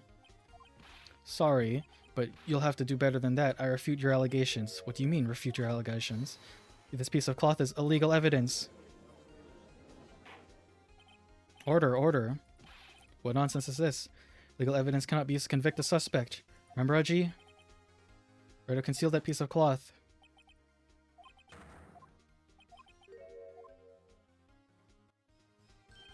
Well, that's true. Defense did refuse to present evidence. The moment that piece of cloth ceased to be legal evidence. The last laughs on you, son. Right, Miss Gant's claim is legally correct. Well, Mr. Edgeworth, evidence cannot be used to convict a person, assuming, of course, the evidence is indeed illegal.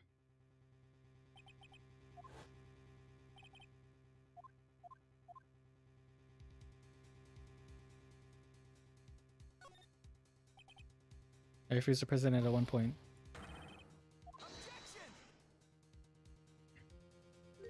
No, it isn't, Mr. Gant, huh? It's not that I didn't present the evidence then. It's that I couldn't. What do you mean you couldn't? There are certain procedures involved when presenting evidence. No, Aji, don't listen to his lies! He's nothing but a coward you can't really believe! There is only one issue left to be resolved in this trial. Is this evidence legal or not? Very well, let us settle this once for all. Earlier refused to present evidence. If you can prove your conduct was not in violation of the law, then do so now. The book. My final weapon. To bludgeon my opponent. Emma Sky's fingerprints were on this piece of cloth. However, at that point in time, this was merely a piece of cloth, nothing more. It's written right here in this book, the second rule of evidence law. No evidence shall be shown without approval to the police department. I found this piece of evidence myself inside your safe. It goes without saying that I did not have the approval from the police department. Unregistered evidence presented must be relevant to the case on trial. And here is the crux of the matter. At the time, it was impossible for me to prove the relevance between the cloth and the SL9 incident. What? What kind of nonsense is this? You want relevancy? Just take a look at this one picture and... Sorry, but can you recall when that picture was presented? It was shown only a few moments ago. No, he's right. Beginning today's trial, this piece of cloth was still meaningless. The person who gave it value as evidence was you, Damon Gant. Confess to a certain truth. The other crime, you personally cut those pieces of the victim's vest. No! Is then that you prove this cloth as conclusive evidence. You, Chief of Police, personally proved this cloth. The person who cut this victim from the victim's vest is the one who stood before Prosecutor Marshall in his final moments. In other words, the real murderer, and there's only one person who that could be. Damon Gant. The killer was you.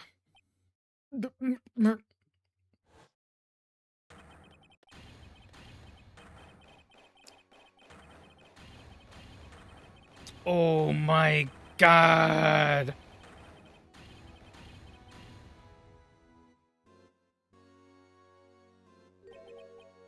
I knew I should have gotten rid of him. That good-for-nothing scum. 2 years he's been stooping around the department trying to get something on me. Crimes are being committed every day, yet he insisted on hounding me. Your crime wasn't exactly petty. He wanted to reinvestigate the case. You recruited Angel Star, then convinced Bruce Goodman. That's right. It's transferred, I'll lose my only chance to find the truth. You gotta help me. Goodman turned him down, as he ought to. Still, Jake Marshall didn't know when to quit. Pulled Goodman's ID card and tried to take the evidence. Goodman came to me that day. He wanted to file a lost item report. With him to the evidence room. Then all of a sudden he decided to speak out. What are you talking about, Goodman? Could you please reopen the investigation, Chief? Can't transfer the evidence out. There are too many questions left unanswered. He opened his evidence locker, and as he was taking the evidence out, he said, "It's not too late. I'm gonna hand this all over to Marshall." I was taken aback by his words. I had a bad feeling when he came to see me, but I never thought he'd bring up SL9 when I saw it. That accursed knife.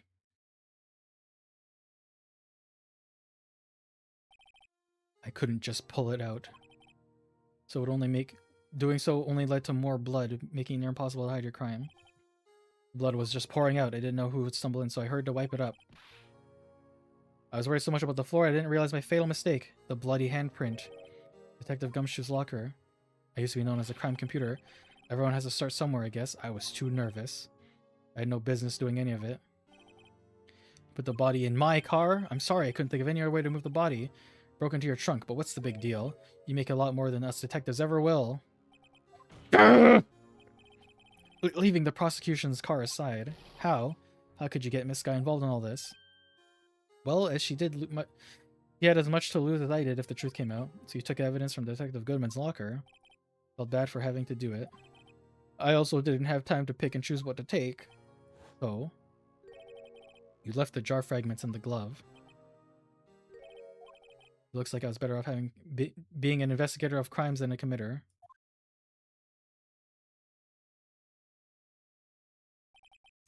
They all did their best to get in my way. But to hand it to them, they do their jobs well, much to my dismay. Fake evidence doesn't hold up very well. Upon close examination, you must have known that. Tell me, Worthy, why do you stand in court? Me? You despise criminals. Can feel it, you and me, we're the same. One day you'll understand. Believe me, you will. You're just one man. You'll see what it really takes to bring them down once you try to go it alone.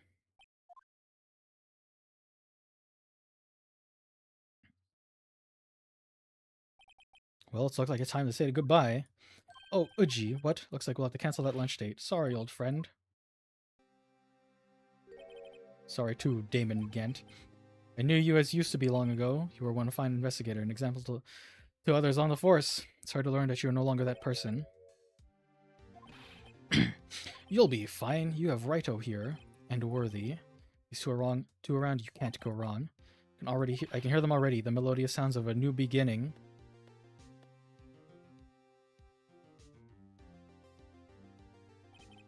Two things I want you to understand. First, your sister never hurt anyone. Second, Damon Ghent betrayed you from the beginning. You see, Miss Sky, you no longer have any reason to keep silent. You're right. When this trial's over, I'll tell you everything. Everything about the years. Yes, yes, yes, yes, yes, yes, yes, yes, yes, yes, yes, yes, yes. Rookie. You might make it to the top.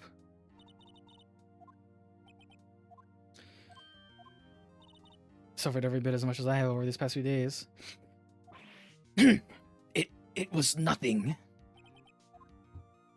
I was worried the pressure might break you, and yet you rose above it all and guided Mr. Wright to victory. You've done well, Mr. Edgeworth. Stop it! I only did my job. It seems a good self-examining is in order for all of us. Your Honor, you're innocent of murder. However, the chief blackmailed you. The fact is you still acted as an accomplice. A trial will be scheduled for these crimes at a later date. Something amusing about all this? Why are you smiling? It's been a long time, Your Honor. My eyes! Evidence was literally obtained illegally. Well, they don't think about that in here. They do things a little differently in this country. That's just their style.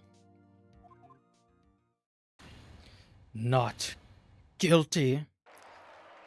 Confetti! Legal confetti! This court is adjourned. It's finally over. Emma, why the long face? Sorry your sister didn't get completely out the hook. At least she wasn't convicted for a murder she didn't commit. No, that's not it. But the trial ended.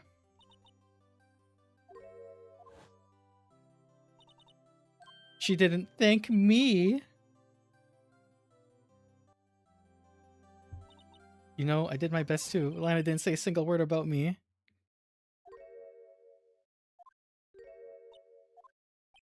Oh, guess I am. I'll come back later. Wait, gumfuck, what is it? You're doing this on purpose, aren't you? Making a detective run around all duty? Top it off? Call me here. I've seen happier people at funerals. I'm only kidding. Oh, are you here because of my sister again? Nope, not this time. I came today because of you, pal. Me? That's right, I thought you'd like to see someone. It's the Blue Badger! Okay, never mind. Lana. Should you be doing this? Still under arrest, you know. Well, I won't tell you. Well, I won't tell you if you won't. Emma, I owe you an apology. Day 2 years ago. First time in my life I ever panicked. It was all I could do to keep myself from screaming.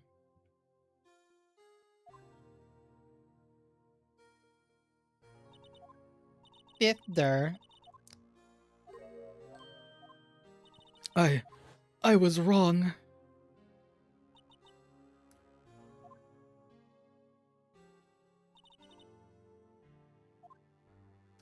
I couldn't bring myself to tell you what I did. I was scared.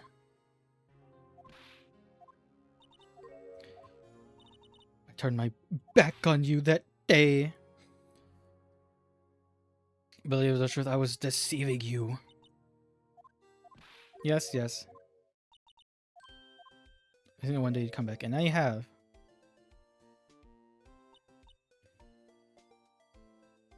It's so happy.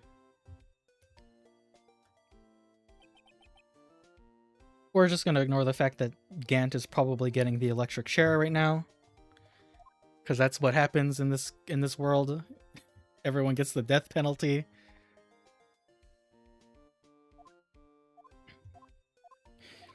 They're cut from the same cloth. Japan, America. I like Lana's outfit.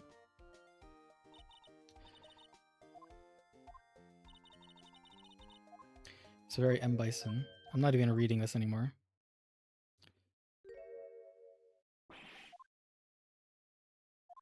Congratulations. Thank you, Mr. Edgeworth. Right. Well, I'll be going now.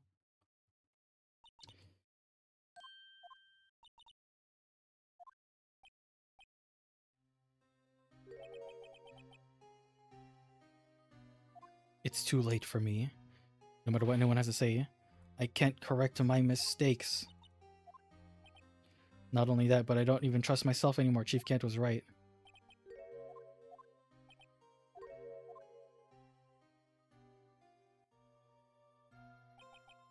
I do despise criminals. I plan to dedicate my entire life to fighting them. But to fight crime on my own, I need a weapon.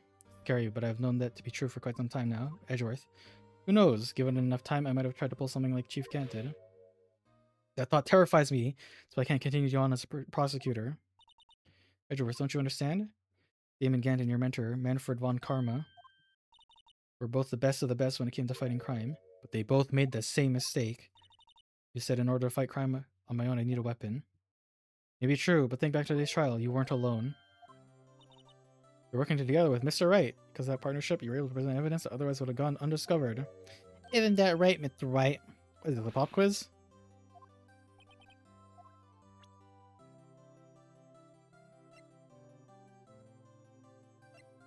Is it that one? That's the picture I drew. Our counterattack began with this. You had one half of the evidence, I had the other. We'll be able to completely restore Emma's picture. It didn't happen by chance, Mr. Edgeworth. Time for me to go. Mr. Edgeworth, if you'll excuse me, there's some loose ends that still need wrapping up.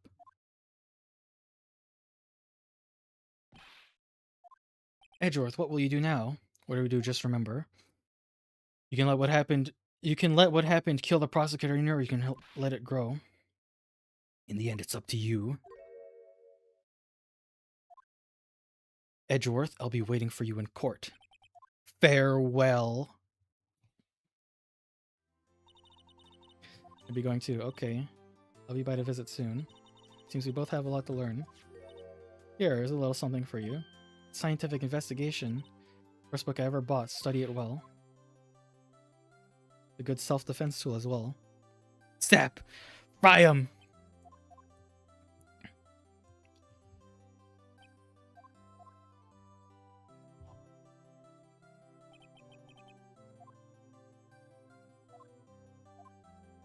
A journey to rediscover myself. Booba. Booba.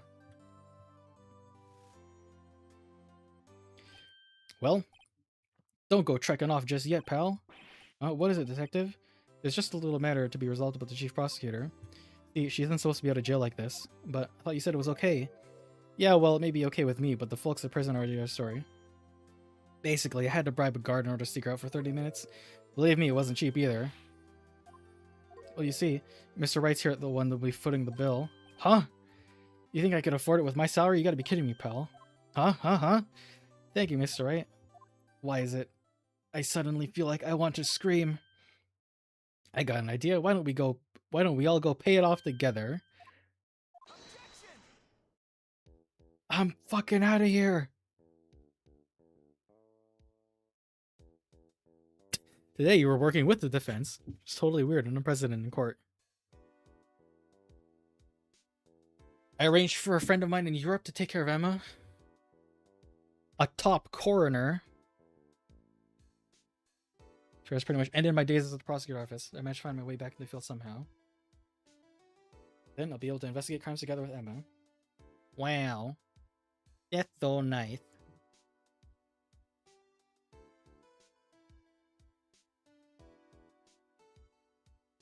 Thank you.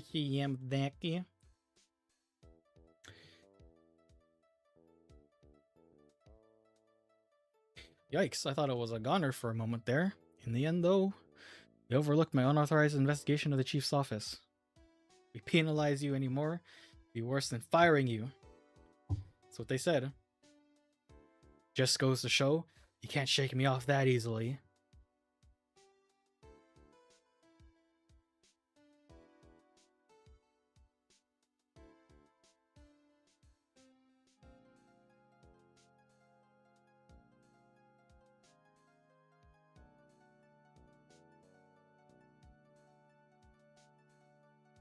There's not death row, so this probably doesn't happen for another 20 years. Maybe. My new mission is to guard the main entrance and take care of Billy. Can you believe it? I've been devoted to a security guard. My partner's keeping an eye on the entrance for me today. I'll show them, though. Someday I'm gonna make detective. Yes, sir. Then I can be just like that Dick Gumshoe.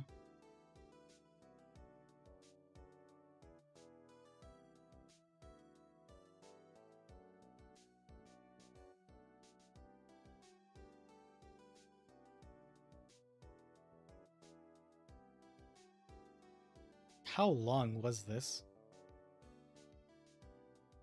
It's the Blue Badger.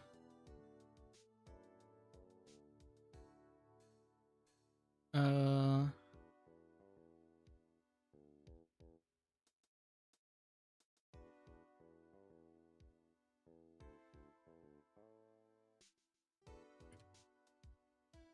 my god. So, first two streams. So it's almost 6 hours for those streams. And we've been streaming today for 3 and almost a half hours. So it's been 9 hours, approaching 10 for one case.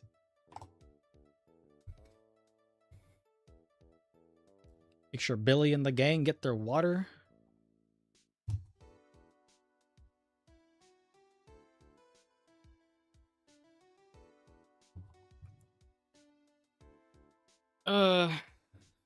So what's next? What's next for us? Farewell gift. I put a new meal on the menu. The right way lunch. Top layer tastes as bitter as defeat, but the bottom layer is as sweet as victory. Kids seem to dig the turnabout. You don't have to eat it backwards. We have long RPGs, we have short games. I guess tomorrow we should play a short game. Or a game that's not as long of an RPG. Something I don't have to commit to remember what happened.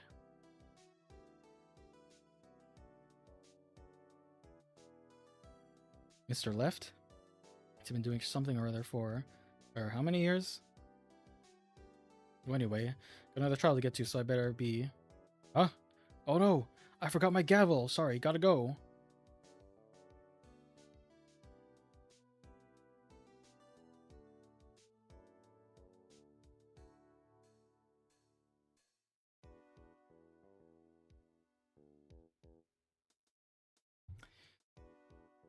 Oh, should I play Baba's on stream?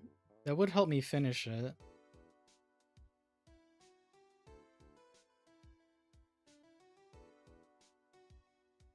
Nothing soothes the soul like for country air.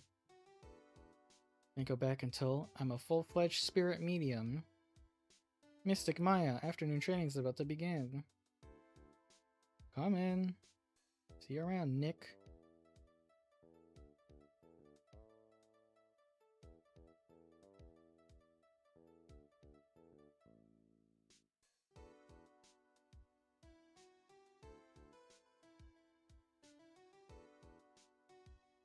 There's expansion DLC, so it makes sense, yeah. Justice for all. I have a guide with me on hand if I'm stuck for more than 5 minutes. A question? I did get stuck on a lot of things, actually. Mr. Edgeworth. Mr. Edgeworth? Brought you your tea. What's going on?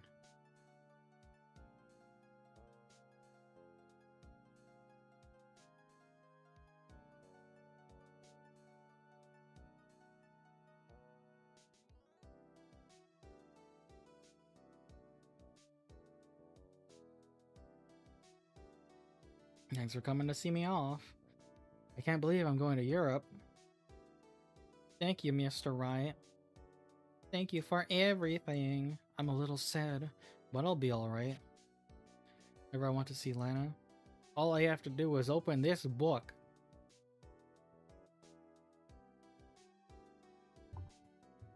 Oh my god, they make me fucking investigate it?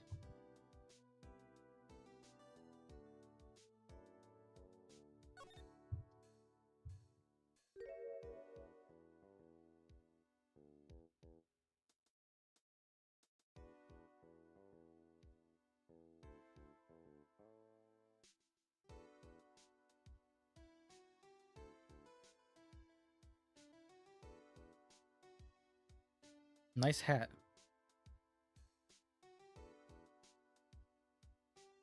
Jesus Christ. At least I got an achievement for it.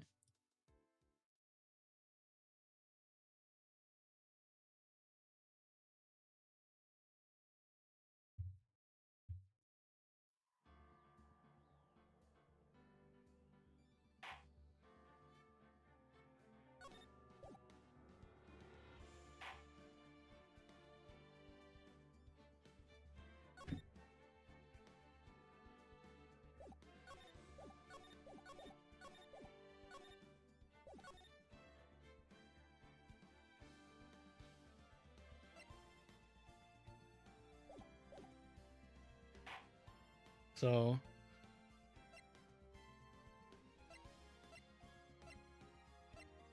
that was the first game. I hope there aren't any achievements I missed, cause like that took a while.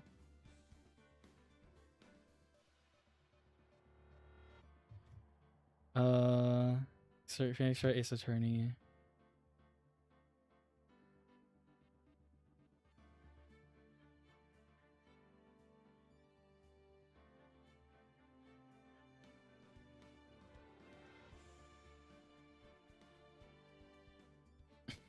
Oh no, there's an achievement for beating all of them, which is gonna happen.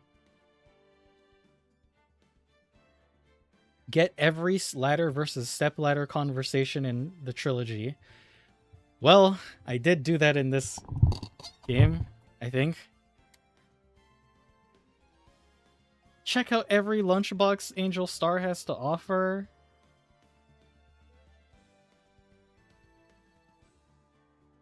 How could I have not gotten that? I did everything with her.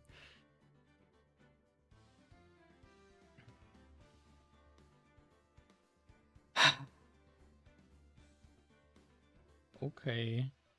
Well, I don't really plan on... I'm just gonna cheat that achievement in if I really care to get it. I'll be honest. I'm not going back to do that all over again, even with a guide. I have to move on to other games sometime.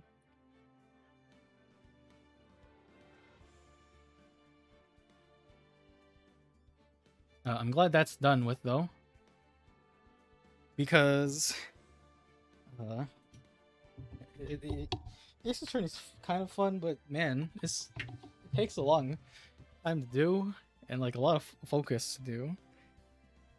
I can't be doing these long cases.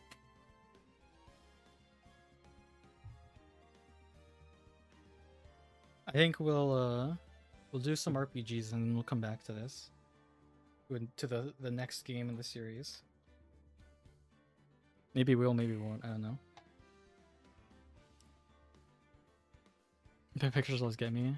Probably there's certain achievements for gags and investigations. Yeah, yeah. There's a few of those. So.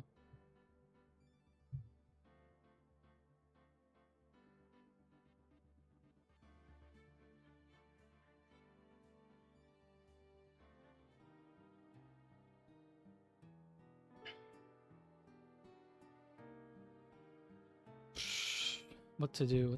I guess I'll hopefully get a stream going tomorrow. What am I even doing? I really need to actually try some VO stuff again. I always say it, and I forget because I end up booting up a game. I'll see you then, Rolo. It's good to see you. I suppose we'll end the stream there.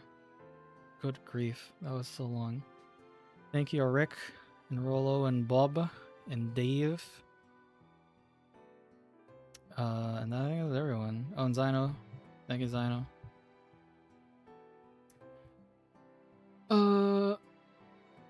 I guess I'll see you around.